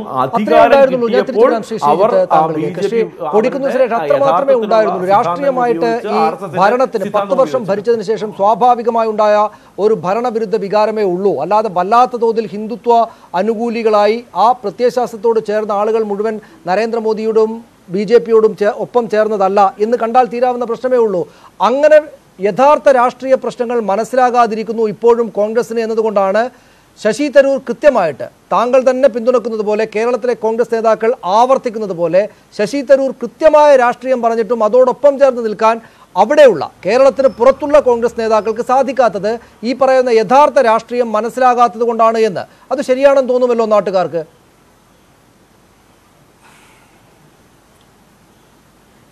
അല്ല, ഇത് സംബന്ധിച്ച് തീർച്ചയായും ദേശീയ നേതൃത്വത്തിന്റെ അഭിപ്രായം പുറത്തു വരും. ഇപ്പൊ കേരളത്തിൽ നിന്നുകൊണ്ടാണ് ശ്രീ ശശി തരൂർ കേരളം കേന്ദ്രീകരിച്ച് പ്രവർത്തിക്കുന്ന കോൺഗ്രസിന്റെ ഒരു പാർലമെന്റേറിയൻ എന്ന രീതിയിലാണ് കേരളത്തിലെ KPCCയും അതുപോലെ കേരളത്തിലെ പ്രതിപക്ഷ നേതാവും അതുപോലെ ഒട്ടനവധി കോൺഗ്രസ് നേതാക്കന്മാരും ശ്രീ ശശി തരൂരിന്റെ പ്രസ്താവനയെ അനുകൂലിക്കുകയും അതിന് അനുകൂലമായ നിലപാടെടുക്കുകയും ചെയ്തത്. തീർച്ചയായും ദേശീയ തലത്തിൽ ഞാൻ നേരത്തെ പറഞ്ഞല്ലോ, കോൺഗ്രസ് എല്ലാ കാലത്തും ബഹുസ്വരതയിൽ വിശ്വസിക്കുന്ന രാഷ്ട്രീയ പ്രസ്ഥാനമാണ്. ഞങ്ങളുടെ ബഹുസ്വരത നിങ്ങൾക്ക് എല്ലാവർക്കും അറിയാം. ഞങ്ങളുടെ ആത്മാർത്ഥതയെ നിങ്ങൾ ചോദ്യം ചെയ്യരുത്. ഞങ്ങളുടെ മതേതരത്വത്തെ ചോദ്യം, ഞങ്ങൾ ഹിന്ദുക്കളെക്കെതിരായി ഞങ്ങളെ മാറ്റരുത്. ഇവിടുത്തെ ഹിന്ദുത്വം മൊത്തം അതിന്റെ ഹോൾസെയിൽ BJPയിലേക്ക് കൊടുക്കാനും RSSന് കൊടുക്കാനും നിങ്ങൾ ശ്രമിക്കരുത്. ഇന്ത്യ രാജ്യത്തെ മുഴുവൻ ഹിന്ദുക്കളും BJPയാണ് RSS ആണ് എന്ന് പറഞ്ഞ് മൃദു ഹിന്ദുത്വം പറഞ്ഞ് ഞങ്ങളെ അകറ്റുന്നത്, അല്ലെങ്കിൽ ഞങ്ങളെ മൃദു ഹിന്ദുത്വം പറഞ്ഞ് ന്യൂനപക്ഷം ഞങ്ങളെ അകറ്റുക. അതുപോലെ തന്നെ ഞങ്ങൾ ഹിന്ദുക്കളെ മൊത്തത്തിൽ BJPയിലേക്ക് ഹോൾസെയിലായിട്ട് കൊടുക്കുക. അത് ഈ രാജ്യത്ത് ആരെ സഹായിക്കാനാണ്? അങ്ങനെ സഹായിക്കുന്നത് BJP RSSനെയാണ്. അതുകൊണ്ട് ഇവിടുത്തെ ന്യൂനപക്ഷങ്ങൾ സുരക്ഷിതമായി ഈ രാജ്യത്ത് ജീവിക്കണം. അതോടൊപ്പം തന്നെ ഭൂരിപക്ഷത്തെ സംബന്ധിച്ചിടത്തോളം അവർക്ക് ഭൂരിപക്ഷത്തിന് ഒരിക്കലും തോന്നാൻ പാടില്ല ന്യൂനപക്ഷങ്ങളുടെ ഏതെങ്കിലും തരത്തിൽ ന്യൂനപക്ഷങ്ങളുടെ ഒരു ഏകീകരണം ഉണ്ടാകുന്നത്, അത് ഭൂരിപക്ഷങ്ങൾക്ക് ബുദ്ധിമുട്ടുണ്ടാകുന്നത് അവർക്ക് തോന്നാൻ പാടില്ല. അതുകൊണ്ട് ഒരു ബഹുസ്വരത, ഭൂരിപക്ഷത്തിന്റെ വിശ്വാസത്തിലെടുക്കുന്ന ന്യൂനപക്ഷത്തെ വിശ്വാസത്തിലെടുക്കുന്ന ബഹുസ്വരതയിൽ നിന്നുകൊണ്ടാണ് ഇന്ത്യൻ നാഷണൽ കോൺഗ്രസ് മുന്നോട്ട്. പക്ഷേ അങ്ങനെ തന്നെ മനസ്സിലാകുന്ന സാഹചര്യം താങ്കൾ പറയുന്ന കാര്യം മനസ്സിലാകുന്നുണ്ടെങ്കിലും കോൺഗ്രസ് അതാണ് ചെയ്യുന്നത് എന്ന് മനസ്സിലാക്കാൻ പറ്റുന്ന സാഹചര്യം ഉണ്ടായി വരുന്നില്ല എന്നാണല്ലോ നമ്മുടെ പ്രശ്നം. ഞാൻ തിരിച്ചു വരാം താങ്കളിലേക്ക്. ശ്രീമതി ആനി രാജ, താങ്കളിലേക്ക് വരാം. അതിനു മുമ്പ് ഒരിക്കൽ കൂടെ ശ്രീ JR പത്മകുമാറിലേക്ക് പോയതിനു ശേഷം, ശ്രീ JR പത്മകുമാർ, ഇവിടെ ശശി തരൂരിനെ എന്തുകൊണ്ടാണ് എതിർക്കുന്നത്, ശശി തരൂരിനെ എന്തുകൊണ്ടാണ് നിങ്ങൾ ഭയപ്പെടുന്നത് BJP എന്ന് ചോദിച്ചാൽ അദ്ദേഹം ആവർത്തിച്ച് അദ്ദേഹത്തിന്റെ പ്രസംഗത്തിൽ പറയുന്നുണ്ട്, എന്നെപ്പോലെ ഒരു പ്രൗഢായിട്ടുള്ള ഹിന്ദുവാണ് ഞാൻ എന്ന് അദ്ദേഹം എപ്പോഴും ഊന്നിപ്പറയുന്നുണ്ട്. ഞാൻ ഹിന്ദു ആയിരിക്കുന്ന എനിക്ക് പക്ഷേ ഈ RSSും BJPയും പറയുന്ന തരത്തിലുള്ള രാജ്യം വേണ്ട, ഹിന്ദു രാഷ്ട്രം വേണ്ട, ഞങ്ങൾക്ക് മതേതരമായ ഒരു രാജ്യം മതി എന്നാണ്. അദ്ദേഹം ഹിന്ദുവാണ് എന്ന് സ്വയം പറയുന്നു. അദ്ദേഹം ഹിന്ദുക്കളെ തന്നെയാണ് അഭിസംബോധന ചെയ്യുന്നത്. പക്ഷേ നമ്മുടെ രാഷ്ട്രം ഇങ്ങനെ ഇവരുടെ കൈവശമുള്ളൊരു ഹിന്ദു രാഷ്ട്രമാകാൻ പാടില്ല എന്ന രാഷ്ട്രീയമാണ് അദ്ദേഹം മുന്നോട്ട് വെക്കുന്നത്. അതുകൊണ്ടാണ് നിങ്ങൾക്ക് അദ്ദേഹത്തെ വേറിട്ട് നിർത്തിയിട്ട്, സാധാരണഗതിയിൽ നോക്കിയാൽ സീതാറാം യെച്ചൂരിയും CPIയുടെ നേതാക്കളും ഒക്കെ നേരത്തെ പറഞ്ഞിട്ടുള്ള അതേ വാക്കുകൾ തന്നെയാണ് അദ്ദേഹം, അതേ രാഷ്ട്രീയം തന്നെയാണ് പറഞ്ഞിട്ടുള്ളത് എന്ന് വെച്ചാൽ പോലും അദ്ദേഹം ഈ ഞാൻ ഹിന്ദുവാണ് എന്ന് ആവർത്തിച്ച് പറഞ്ഞുകൊണ്ട് ഈ രാഷ്ട്രീയ വിമർശനം നടത്തുമ്പോഴാണ് നിങ്ങൾക്ക് പ്രശ്നമുണ്ടാകുന്നത്. അദ്ദേഹത്തെ ഭയപ്പെടുന്നത് കൊണ്ടാണ് അദ്ദേഹത്തെ ഒറ്റ തിരിഞ്ഞ് നിങ്ങൾ ആക്രമിക്കുന്നത് എന്ന് പറഞ്ഞാൽ എന്തായിരിക്കും മറുപടി? സനീഷ, നിങ്ങൾ ഏത് ലോകത്താണ് ജീവിക്കുന്നത്? നിങ്ങളൊരു മാധ്യമ പ്രവർത്തകരാണല്ലോ. തിരുവനന്തപുരത്ത് കുറേ കാലങ്ങൾ നിങ്ങൾ ഉണ്ടായിരുന്ന ആളാണല്ലോ. ഞങ്ങൾക്ക് ഈ ശശി തരൂരിനെ എന്താ പേടി? ഞങ്ങൾ കഴിച്ചതിനെ നിങ്ങൾ ആലോചിച്ച് നോക്കൂ. ഈ CPIയുടെ ആളുകൾ വോട്ട് പറിച്ചു കൊടുത്തതല്ലായിരുന്നു എങ്കിൽ കഴിഞ്ഞ 14,000 വോട്ടിനാണ് ഞങ്ങൾ ഒറ്റയ്ക്ക് നിന്നിട്ട് ഈ മുന്നണികൾക്കെതിരായി നിന്നിട്ട് തിരുവനന്തപുരത്ത് 2ാം സ്ഥാനത്ത് വന്നത്. 7 അസംബ്ലി സ്ഥാനത്ത് ഞങ്ങൾ ഇദ്ദേഹം മത്സരിക്കുന്ന സമയത്ത് 4 അസംബ്ലിയിൽ 1ാം സ്ഥാനത്ത് വന്നു. ഞങ്ങൾക്ക് ശശി തരൂരിന് ഒരു പേടിയുമില്ല. അങ്ങനെ പേടിക്കാൻ പറ്റിയൊരു സാധനവും അല്ലത്. ഞങ്ങൾക്ക് നന്നായിട്ടറിയാം. പിന്നെ നിങ്ങൾ തന്നെ ചോദ്യം ഉണ്ടാക്കുകയും നിങ്ങൾ തന്നെ പറയുകയും ഞങ്ങൾ ഹിന്ദു ഭരണം വരാൻ പോകുന്നു, അതിനെ എതിർക്കാൻ നിൽക്കുന്നു എന്നൊക്കെ പറഞ്ഞുകൊണ്ട് ഈ തെരഞ്ഞെടുപ്പ് സമയം വരുമ്പോൾ കുറെ തരംതാണ രാഷ്ട്രീയം കളിക്കുകയാണ് കോൺഗ്രസ് ചെയ്യുന്നത്. അതിന് സപ്പോർട്ട് ചെയ്ത് കൊടുക്കുന്ന കമ്മ്യൂണിസ്റ്റ് പാർട്ടികളുണ്ട്. ഞങ്ങൾക്കിത് മുഖവിലേക്ക് എടുത്തിട്ടില്ല. പിന്നെ ഈ തെരഞ്ഞെടുപ്പിൽ രാഷ്ട്രീയമായി നേരിടാൻ തന്നെയാണ് ഞങ്ങൾ തയ്യാറാണ്. രാഷ്ട്രീയമായി ഞങ്ങളെ നേരിടാൻ അത് കഴിയില്ല. ഈ കഴിഞ്ഞ 5 വർഷത്തെ ഭരണം കഴിച്ച് ഞങ്ങൾ പുറത്തു വരുമ്പോൾ രാഷ്ട്രീയമായി ഞങ്ങളെ നേരിടാൻ ഇവർക്ക് കഴിയില്ല. അതുകൊണ്ട് ഈ നീർക്കോലിയും പെരുമ്പാമ്പും മൂർഖനും എല്ലാം കൂടി ഒരുമിച്ച് ചേർന്നുകൊണ്ട് ഞങ്ങൾക്കെതിരെ വരും. അത് ഞങ്ങൾ മനസ്സിലാക്കി. ഞങ്ങൾ വെല്ലുവിളിക്കുന്നത് രാഷ്ട്രീയമായി ഞങ്ങളെ നേരിടുക. പിന്നെ ആനി രാജ കുറെ കാര്യങ്ങളൊക്കെ കൂടെ പറഞ്ഞു. ഞാനത് മറുപടി പറയാൻ ആഗ്രഹിക്കുന്നില്ല, കൂടുതൽ പറയാൻ ആഗ്രഹിക്കുന്നില്ല. ഇന്ത്യയോടുള്ള സ്നേഹമൊന്നും RSSനെയും BJPയും ഒന്നും പഠിപ്പിക്കേണ്ട ആനി രാജ. ഞങ്ങൾക്കറിയാം എന്താണ് നിങ്ങൾ കമ്മ്യൂണിസ്റ്റ് പ്രസ്ഥാനങ്ങൾ ഇന്ത്യയിൽ ചെയ്തത്. ക്വിറ്റ് ഇന്ത്യ സമരം മുതൽ നിങ്ങൾ നടത്തിയിട്ടുള്ള കാര്യങ്ങൾ എന്താണെന്ന് ഞങ്ങൾക്കറിയാം. നിങ്ങളുടെ കൽക്കത്ത തീസിസ് എന്താണെന്ന് ഞങ്ങൾക്കറിയാം.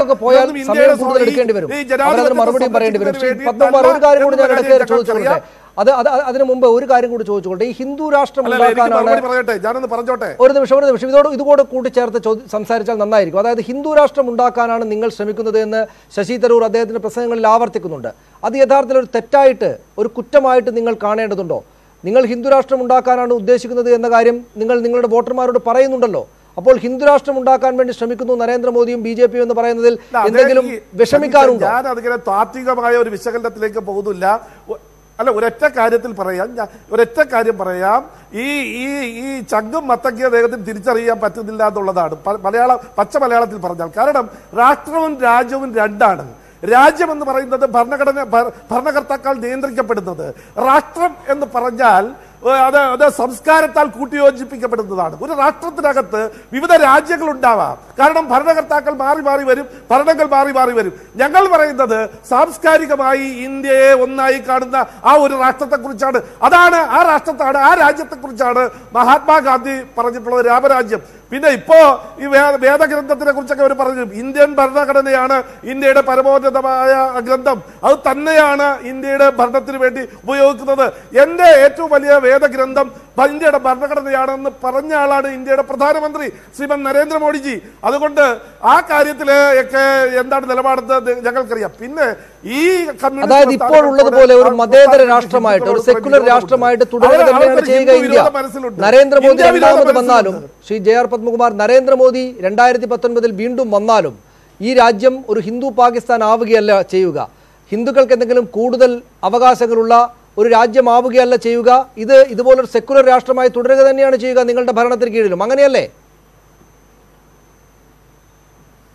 അല്ല, അല്പമെങ്കിലും വിവരമുള്ള ആളുകൾക്കറിയാം ഇന്ത്യയിലെ ഭരണഘടനയ്ക്ക് പാർലമെന്റിന്റെ എല്ലാ അവകാശം ഇന്ത്യയുടെ ഭരണഘടനയ്ക്കാണ്. പാർലമെന്റിന്റെ മൃഗീയ ഭൂരിപക്ഷം ഉപയോഗിച്ച് ഏത് നിയമം മാറ്റം ഉണ്ടാക്കിയാലും അത് കോടതിയിൽ ചോദ്യം ചെയ്യപ്പെടും. മറ്റ് പല രാജ്യങ്ങളിലും പാർലമെന്റിനാണ് അവകാശമെങ്കിൽ ഇന്ത്യയിൽ ഭരണഘടനയ്ക്കാണ് അവകാശം. ഭരണഘടനയുടെ അടിസ്ഥാന തത്വങ്ങൾ വ്യതിചലിച്ചുകൊണ്ട് ഒരു മുന്നോട്ട് പോകാൻ കഴിയില്ല. ഇത് മനസ്സിലാക്കാൻ കഴിവില്ലാത്ത ആളുകളല്ല ഇവരെല്ലാം. പക്ഷെ ബോധപൂർവം ന്യൂനപക്ഷ സമുദായങ്ങളിടയിൽ ഒരു തെറ്റിദ്ധാരണ ഉണ്ടാക്കി എന്തോ ഒരു ഉമ്മാക്കി കാണിച്ച് വോട്ട് നേടാനുള്ള തരംതാണ രാഷ്ട്രീയമാണ് ഇതിനകത്തുള്ളത്. ഞാൻ പത്മകുമാർ താങ്കളിലേക്ക് ശ്രീമതി ആനി രാജ ഇവിടെ അവരെന്തെങ്കിലും ആനി രാജയുടെ പാർട്ടിയിലേക്ക് വരുന്നതിന് മുമ്പ് ഞാൻ ഒരു നിമിഷം ശ്രീ പത്മകുമാർ ശ്രീമതി ആനി രാജ ഇവിടെ അവരെന്തെങ്കിലും തരത്തിലുള്ള ഭരണഘടനാ മാറ്റമോ അല്ലെങ്കിൽ ഇന്ത്യയെ ഹിന്ദുക്കൾ മാത്രമുള്ള രാഷ്ട്രമോ മറ്റോ ആക്കാൻ ഉദ്ദേശിക്കുന്നില്ല. അങ്ങനെ അവരുടെ ഉദ്ദേശമേ ഇല്ല.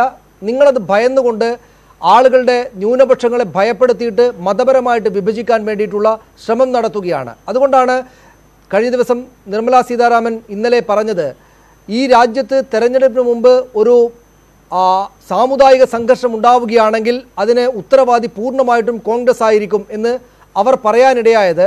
ഞങ്ങൾ എന്തെങ്കിലും ദോഷകരമായി ചെയ്യാൻ പോകുന്നില്ല, ഈ രാഷ്ട്രം ഇങ്ങനെ തന്നെയായിരിക്കും തുടരുക, പക്ഷേ സാമുദായികമായിട്ട് ആളുകളെ വിഭജിക്കാനുള്ള പണി കോൺഗ്രസ് ചെയ്യുകയാണ് എന്ന്.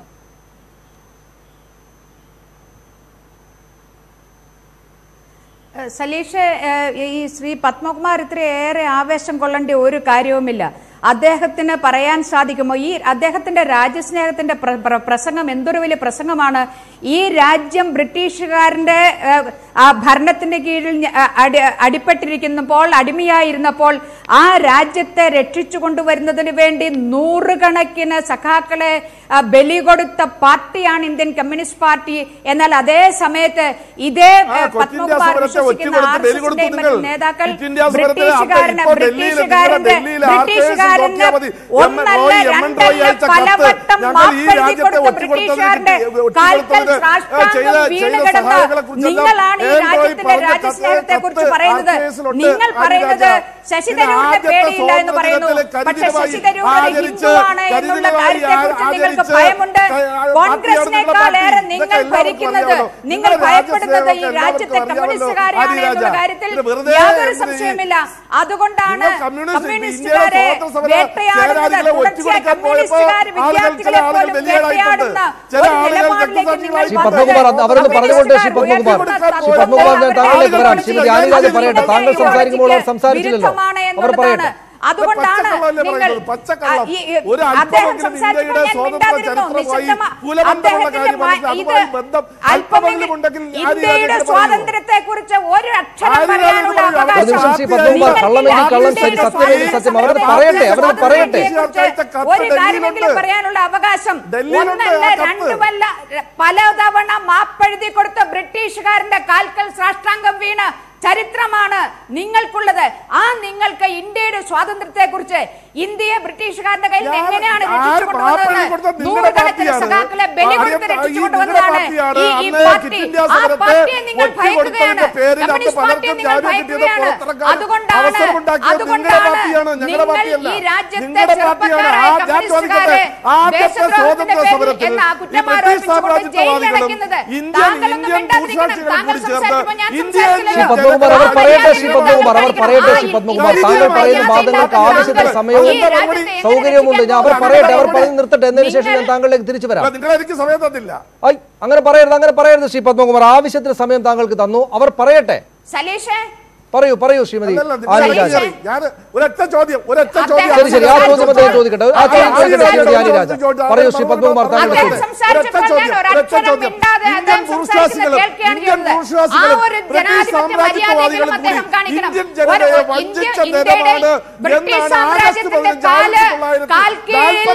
പത്മകുമാർ, അതിന്റെ ഒരു പ്രശ്നം ഇതാണ്. നമ്മുടെ മുന്നിൽ ശശി തരൂരിന്റെ പ്രസ്താവനയുണ്ട്. 2019 എന്ന ഭാവിയിലെ തെരഞ്ഞെടുപ്പുണ്ട്, അതിനുവേണ്ട മതവിഭജനം നടക്കുമോ രാജ്യത്തിന്റെ ചോദ്യമുണ്ട്. അപ്പോഴൊക്കെ ഈ പഴയ കാര്യങ്ങളിലേക്ക് പോയാൽ നിങ്ങൾ മാപ്പെഴുതിയെന്ന് അവർ പറയും, അവർക്കെതിരെയുള്ള ആക്ഷേപങ്ങൾ നിങ്ങൾ പറയും. നമ്മുടെ സമയം അങ്ങനെയൊക്കെ പോകും. ശ്രീമതി ആനി രാജ പറയൂ. അതായത് ഇവിടെ ഈ പറയുന്ന കോൺഗ്രസ് തന്നെ ഇന്ത്യൻ ബൂർഷ്വാസികളെ ബ്രിട്ടീഷ് സാമ്രാജ്യവാദികളെ കൂടി ഇന്ത്യൻ ജനതയെ വഞ്ചിച്ച ദിനമാണ് 1947 ആഗസ്റ്റ് 15 എന്ന നിലപാട് എന്തിന്റെ അടിസ്ഥാനത്തിൽ കമ്മ്യൂണിസ്റ്റ് പാർട്ടി സാഷ്ടാംഗം വീണ് അവനെ മാപ്പെഴുതി കൊടുത്ത ചരിത്രമൊന്നും ഇന്ത്യൻ കമ്മ്യൂണിസ്റ്റ് പാർട്ടിക്കില്ല. ബ്രിട്ടീഷുകാർ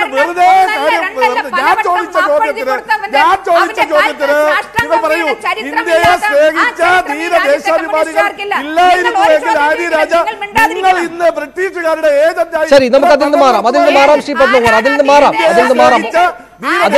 ശ്രീ പത്മകുമാർ. ഇതിപ്പോൾ ആളുകൾക്ക് തങ്ങളുടെ രാഷ്ട്രീയം സ്ഥാപിക്കാനുള്ള ബഹളം ഉണ്ടാക്കാനല്ല. ഞാൻ താങ്കളിലേക്ക് തിരിച്ചു വരാം. ശ്രീമതി ആനി രാജ, ഇവിടെയുള്ള പ്രധാനപ്പെട്ട ചോദ്യം, കോൺഗ്രസ് BJP-ക്കാർക്കെതിരെ ഹിന്ദുത്വവാദം ഉന്നയിക്കുകയും അതേ മൃദു ഹിന്ദുത്വം കോൺഗ്രസ് പ്രയോഗിക്കുകയും ചെയ്യുമ്പോൾ ഈ പറയുന്ന ശശി തരൂരിനെ പോലുള്ള പ്രസ്താവനകൾ നേരിയ ശബ്ദങ്ങളായിട്ട് ഒടുങ്ങിപ്പോവുകയല്ലേ ചെയ്യുക? അതെന്ത് ഫലമാണ് ഉണ്ടാക്കാനാവുക? താൽക്കാലികമായ രാഷ്ട്രീയ നേട്ടത്തിന് വേണ്ടിയുള്ള ശശി തരൂരിന് കേരളത്തിലുള്ള വോട്ട് ശേഖരിക്കാനുള്ള ചില ശ്രമങ്ങൾ എന്നല്ലാതെ അതിനെ കാണേണ്ടതുണ്ടോ? ശ്രീമതി ആനി രാജ, ശ്രീ പത്മകുമാർ അവരത് പറയട്ടെ. ശ്രീമതി ആനി രാജ. അല്ല, ശ്രീ സലീഷ്, ശ്രീ പത്മകുമാറിനോട് I am sorry to ask this question. അദ്ദേഹത്തിന് ലജ്ജയില്ലേ? അദ്ദേഹം പറഞ്ഞപ്പോ എത്തെല്ലാം പറഞ്ഞു, അപ്പോഴെല്ലാം ഞാൻ നിശബ്ദമായിരുന്നു. ഇങ്ങനെ ഞാൻ സംസാരിക്കുമ്പോൾ അതിനെ ഞാൻ സംസാരിക്കുന്നതിനിടയിൽ സംസാരിച്ച് ഈ രാജ്യത്തെ കമ്മ്യൂണിസ്റ്റുകാരെ തറപറ്റിക്കാമെന്നുള്ള ഇത്ര ചീപ്പായിട്ടുള്ള ഒരു ചിന്താഗതിയാണ് അദ്ദേഹത്തിനുള്ളത് എങ്കിൽ അദ്ദേഹത്തോട് പറയാനുള്ള ഒറ്റ ഒരു കാര്യമുള്ളൂ. ഈ രാജ്യത്തിന്റെ ജനാധിപത്യം, ഈ രാജ്യത്തിന്റെ മതേതരത്വം, ഈ രാജ്യത്തിന്റെ ഭരണഘടന, ആ ഭരണഘടനയെ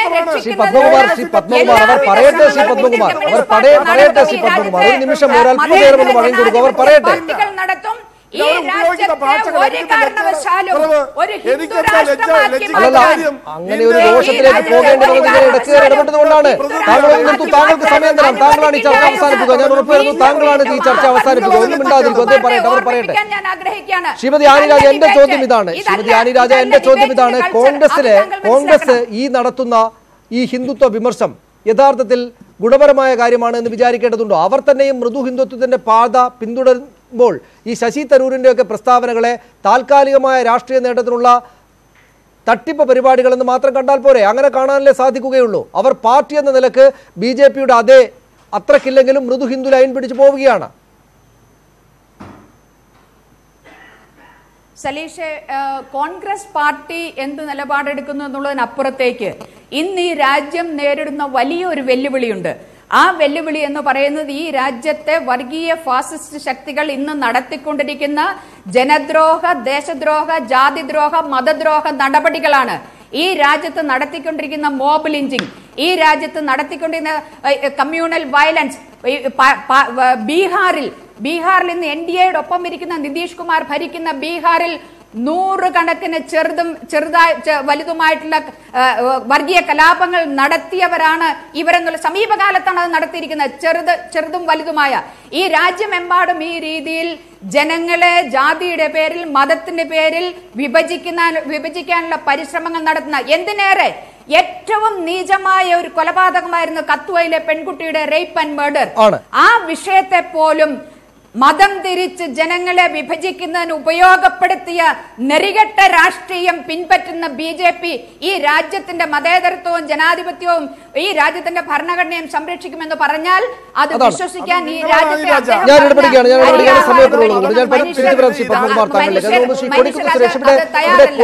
അന്തം വിടലുണ്ട്, കാര്യങ്ങൾ മനസ്സിലാകുകയുണ്ട് എന്നൊരു പ്രശ്നമുണ്ടോ? ശ്രീ കൊടിക്കുന്നിൽ സുരേഷ്, 2019 തെരഞ്ഞെടുപ്പിന് വേണ്ടിയുള്ള രാഷ്ട്രീയ ലൈൻ എന്താണ് എന്ന് BJP നിശ്ചയിക്കുകയും അത് മുന്നിലേക്ക് വെക്കുകയും ചെയ്തിരിക്കുകയാണ്. അത് മതവിഭജനപരമായിട്ടുള്ള അല്ലെങ്കിൽ മതം പ്രധാനപ്പെട്ട, സാമുദായികത പ്രധാനപ്പെട്ടതായിട്ടുള്ള ഒരു തീം എടുത്ത് മുന്നോട്ട് വെച്ചിരിക്കുകയാണ്. അതിന്റെ ഭാഗമായിട്ട് നിങ്ങളൊരു മുസ്ലിം പാർട്ടിയാണ്. ഇന്ന് പോലും പ്രധാനമന്ത്രി നരേന്ദ്രമോദിയുടെ പ്രസ്താവനയുണ്ട്, നിങ്ങളൊരു മുസ്ലിം പാർട്ടിയാണ് എന്നത് വസ്തുതയാണ്. പക്ഷെ അതവിടെ നിൽക്കട്ടെ, നിങ്ങൾ മുസ്ലിം ആണുങ്ങളുടേത് മാത്രമായ പാർട്ടിയാണോ എന്നൊരു ചോദ്യം അദ്ദേഹം ഉത്തർപ്രദേശിൽ വെച്ച് നിങ്ങളുടെ പാർട്ടിക്ക് നേരെ ഉന്നയിച്ചിട്ടുണ്ട്. അപ്പോൾ ഈ പറയുന്ന മതവിഭജനം അതാണ് 2019 തെരഞ്ഞെടുപ്പിലേക്കുള്ള പ്രധാനപ്പെട്ട രാഷ്ട്രീയ തീമെങ്കിൽ അതിനെ അതിജീവിക്കാൻ മാത്രമുള്ള രാഷ്ട്രീയ ശേഷി കോൺഗ്രസിനുണ്ടോ?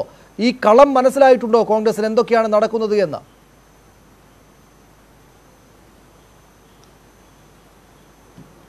2019 നടക്കാൻ പോകുന്ന പൊതു തെരഞ്ഞെടുപ്പിൽ BJP-യുടെ നരേന്ദ്രമോദിയുടെ നില പരിങ്ങലിലായിക്കൊണ്ടിരിക്കുന്നു എന്ന് ഏവർക്കും അറിയാം.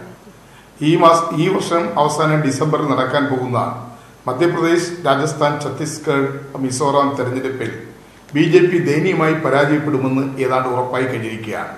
അതിന്റെ മുന്നോടിയായി നടന്ന ഉപതെരഞ്ഞെടുപ്പുകളിലൊക്കെ തന്നെ, പഞ്ചായത്ത്, മുനിസിപ്പൽ കോർപ്പറേഷൻ തെരഞ്ഞെടുപ്പുകളിലൊക്കെ തന്നെ, അസംബ്ലി ഉപതെരഞ്ഞെടുപ്പിലും പാർലമെന്റ് ഉപതെരഞ്ഞെടുപ്പിലും BJP ദയനീയമായി പരാജയപ്പെട്ടിരിക്കുന്നു. ഇത് മനസ്സിലാക്കിയ BJP-യും നരേന്ദ്രമോദിയും നമ്മുടെ രാജ്യത്ത് മതപരമായ വിഭജനം ഉണ്ടാക്കുവാനും വീണ്ടും ഹിന്ദു വർഗീയത ആളിക്കത്തിച്ച് വർഗീയ കലാപങ്ങൾ സൃഷ്ടിച്ച് അധികാരത്തിൽ തുടരുവാനുമുള്ള ശ്രമമാണ് നടത്തുന്നത്. അതിന്റെ ഭാഗമായിട്ടാണ് നരേന്ദ്രമോദിയും ഒരുപറ്റം മന്ത്രിമാരും അമിത്ഷാ ഉൾപ്പെടെയുള്ള BJP നേതാക്കന്മാർ, RSS നേതാക്കന്മാർ നമ്മുടെ രാജ്യത്തിന്റെ ബഹുസ്വരത വീണ്ടും തകർക്കുവാനും ഈ രാജ്യത്തെ തീവ്ര ഹിന്ദുത്വവാദം പറഞ്ഞ് ന്യൂനപക്ഷങ്ങൾക്കെതിരായ നിലപാടുകൾ സ്വീകരിച്ചുകൊണ്ട് 2019 അധികാരം നിലനിർത്താൻ വേണ്ടിയുള്ള ശ്രമമാണ് നടത്തുന്നത്. ഇത് ഇന്ത്യയിലെ ജനങ്ങൾ തിരിച്ചറിയണം. വീണ്ടും 2019 നരേന്ദ്രമോദിയും BJPയും RSSും അധികാരത്തിൽ വന്നാൽ നമ്മുടെ രാജ്യത്തിന്റെ ബഹുസ്വരം തകരുകയും മതങ്ങൾ തമ്മിലുള്ള സ്പർദ്ധ വർദ്ധിക്കുകയും ഈ രാജ്യത്തെ ന്യൂനപക്ഷങ്ങളും ഭൂരിപക്ഷങ്ങളും തമ്മിൽ വലിയ അകൽച്ച ഉണ്ടാക്കുകയും ചെയ്യും. അതോടുകൂടി നമ്മുടെ രാജ്യം തകർന്ന് തരിപ്പണമാകും. നമ്മുടെ രാജ്യം ലോകത്താകുമാനം നാം ഉയർത്തിക്കൊണ്ടുവന്ന ജനാധിപത്യ മതേതര മൂല്യങ്ങൾ തകരുമെന്ന് തീർച്ചയായും ഇന്ത്യയിലെ ജനങ്ങൾ തിരിച്ചറിയണം എന്നാണ് കോൺഗ്രസിന് പറയാനുള്ളത്. ഞാൻ തിരിച്ചു വരികയില്ല സുരേഷ്, നമുക്ക് ഈ സമയത്ത് ഞാൻ അദ്ദേഹത്തിന് ഉറപ്പ് കൊടുത്താണ്. ശ്രീ പത്മകുമാർ, നമുക്ക് ഈ ചർച്ച അവസാനിപ്പിക്കാം. ഇവിടെ നോക്കൂ, ഇത് എളുപ്പത്തിൽ നിങ്ങൾ കഴിഞ്ഞ തെരഞ്ഞെടുപ്പിൽ വരുമ്പോൾ പറഞ്ഞിരിക്കുന്ന വികസനം, രാജ്യത്തെ ജനങ്ങൾക്ക് വലിയ സാമ്പത്തികമായിട്ടുള്ള സുരക്ഷിതത്വം ഉണ്ടാകും എന്ന പോലുള്ള അത്തരം കാര്യങ്ങളെല്ലാം പൊളിഞ്ഞു കഴിഞ്ഞു. ഇനി അങ്ങോട്ട് ഈ പറയുന്ന മതപരമായിട്ടുള്ള കാര്യങ്ങൾ പറയുക എന്നതല്ലാതെ മറ്റ് രക്ഷയൊന്നും ഇല്ലാത്തത് കൊണ്ടാണ് നിർമ്മല സീതാരാമൻ തൊട്ട് പ്രധാനമന്ത്രി നരേന്ദ്രമോദി വരെയുള്ള ആളുകൾ ഈ രാഷ്ട്രീയം എടുത്ത് മുന്നോട്ട് വെക്കുന്നത്. അതിന് ബദലായിട്ട് വളരെ കൃത്യമായിട്ടുള്ള ഒരാളായിട്ട് ഉയർന്നു വന്നിരിക്കുകയാണ് ശശി തരൂർ. അദ്ദേഹത്തിൻ്റെ പ്രസ്താവന എതിർക്കുന്നത് അത് വലിയ ബുദ്ധിമുട്ടാണ് 2019 തെരഞ്ഞെടുപ്പിൽ ഉണ്ടാക്കുക. കോൺഗ്രസ് നിങ്ങളെ ക്ഷീണിപ്പിക്കുമെന്ന ഭയമുള്ളത് കൊണ്ടാണെന്ന് പറഞ്ഞാൽ എങ്ങനെയാണ് അതോട് പ്രതികരിക്കുക? സനീഷ് ജഡ്ജി ആവേണ്ട കാര്യമൊന്നുമില്ല. ഇപ്പോൾ എന്താണ് ഞങ്ങൾ കഴിഞ്ഞ കാലങ്ങളിൽ കഴിഞ്ഞ 4.5 വർഷക്കാലമായി എന്താണ് ഞങ്ങൾ നടത്തിയ ഭരണമെന്ന് ഇന്ത്യയിലെ ജനങ്ങൾക്ക് ഓർമ്മയുണ്ട്. അതുകൊണ്ട് ഒന്നും നടന്നില്ല എന്നൊന്നും പറയണ്ട. ഞങ്ങൾ പറഞ്ഞത് ഞങ്ങൾ 60 മാസം കഴിയുമ്പോൾ ഈ 60 മാസത്തെ പ്രോഗ്രസ് റിപ്പോർട്ടുമായി ജനങ്ങളുടെ മുന്നിൽ എത്തുമെന്നാണ്. നിങ്ങൾ കാത്തിരിക്കൂ. നിങ്ങൾ അതിനു മുമ്പ് ജഡ്ജി ആവണ്ട. ഇന്നതുപോലെ BJP ഒക്കെ തകർന്നു പോയി, ഒന്നും ചെയ്തില്ല എന്ന് പറഞ്ഞാൽ അത് ജനങ്ങളോട് പറയാം. ജനങ്ങൾ വിലയിരുത്തട്ടെ എന്താണ് ഞങ്ങൾ ചെയ്തത്. അതിപ്പോ സമയക്കുറവുള്ളതുകൊണ്ട് ഞാൻ അതിലേക്ക് കടക്കുന്നില്ല. പക്ഷെ ഇപ്പൊ ഇവിടെ ഈ ഞങ്ങളാരും അല്ലല്ലോ ഈ വർഗീയം പറഞ്ഞു കൊണ്ടുവന്നത്. ഈ വേറൊന്നും പറയാനില്ലാത്തത് കൊണ്ട് BJPയെയും അതുപോലെ സംഘപരിവാർ പ്രസ്ഥാനങ്ങളെയൊക്കെ ആക്ഷേപിച്ച് അതൊരു വലിയ ഭീഷണിയാണ് എന്ന് വരുത്തി തീർത്ത് വോട്ട് നേടാനുള്ള ബാലിശമായ ശ്രമങ്ങൾ, നാണം കെട്ട രാഷ്ട്രീയമാണ് ഇന്ന് കളിക്കുന്നത്. ഇതിനിപ്പോ ഇവരെല്ലാവരും ഒറ്റക്കെട്ടായി നിന്നുകൊണ്ട് ശ്രമിച്ചോ. ഞങ്ങളത് ലേശം ഭയപ്പെടുന്നില്ല. ഈ രാജ്യത്തിന്റെ വികസനത്തെ മുന്നിൽ ചൂണ്ടിക്കാണിച്ചുകൊണ്ട് ഞങ്ങൾ 5 വർഷത്തെ ഭരണം നേട്ടങ്ങൾ പറഞ്ഞുകൊണ്ട് തന്നെയാണ് വോട്ട് പിടിക്കാൻ പോകുന്നത്. ഇപ്പൊ ഞങ്ങളല്ലല്ലോ വിവാദമുണ്ടാക്കിയത്, ഞങ്ങളാണോ വിവാദമുണ്ടാക്കിയത്? പിന്നെ ആനി രാജ പറഞ്ഞ കാര്യത്തിൽ ഒരു മറുപടി എനിക്ക് പറയാൻ അവസരമുണ്ടാക്കണം. ഞങ്ങൾ ഈ നമുക്കറിയാം, അവര് BJPയെ കുറിച്ചും അതുപോലെ സംഘപരിവാർ പ്രസ്ഥാനങ്ങളെ കുറിച്ച് കുറെ കാര്യങ്ങൾ ഞാൻ ചോദിച്ച ഒരു ചോദ്യത്തിന് അവർ ഇതുവരെ പറഞ്ഞില്ല, അവരുത്തരം പറഞ്ഞില്ല. ഈ ക്വിറ്റ് ഇന്ത്യ സമരത്തെ ഒറ്റുകൊടുത്ത സമയത്ത് അതിന് കിട്ടിയ പാരിതോഷികമായി കിട്ടിയ പൈസ കൊണ്ടുണ്ടാക്കിയ സ്ഥാപനങ്ങൾ, കമ്മ്യൂണിസ്റ്റ് പാർട്ടിയുടെ സ്ഥാപനങ്ങളുടെ കണക്ക് ഞങ്ങൾക്കറിയാം. അദ്ദേഹത്തിന്റെ പാർട്ടി സെക്രട്ടറി കൊടുത്ത കത്ത് ഇന്നും ഡൽഹിയിലുണ്ട്. ഞങ്ങൾ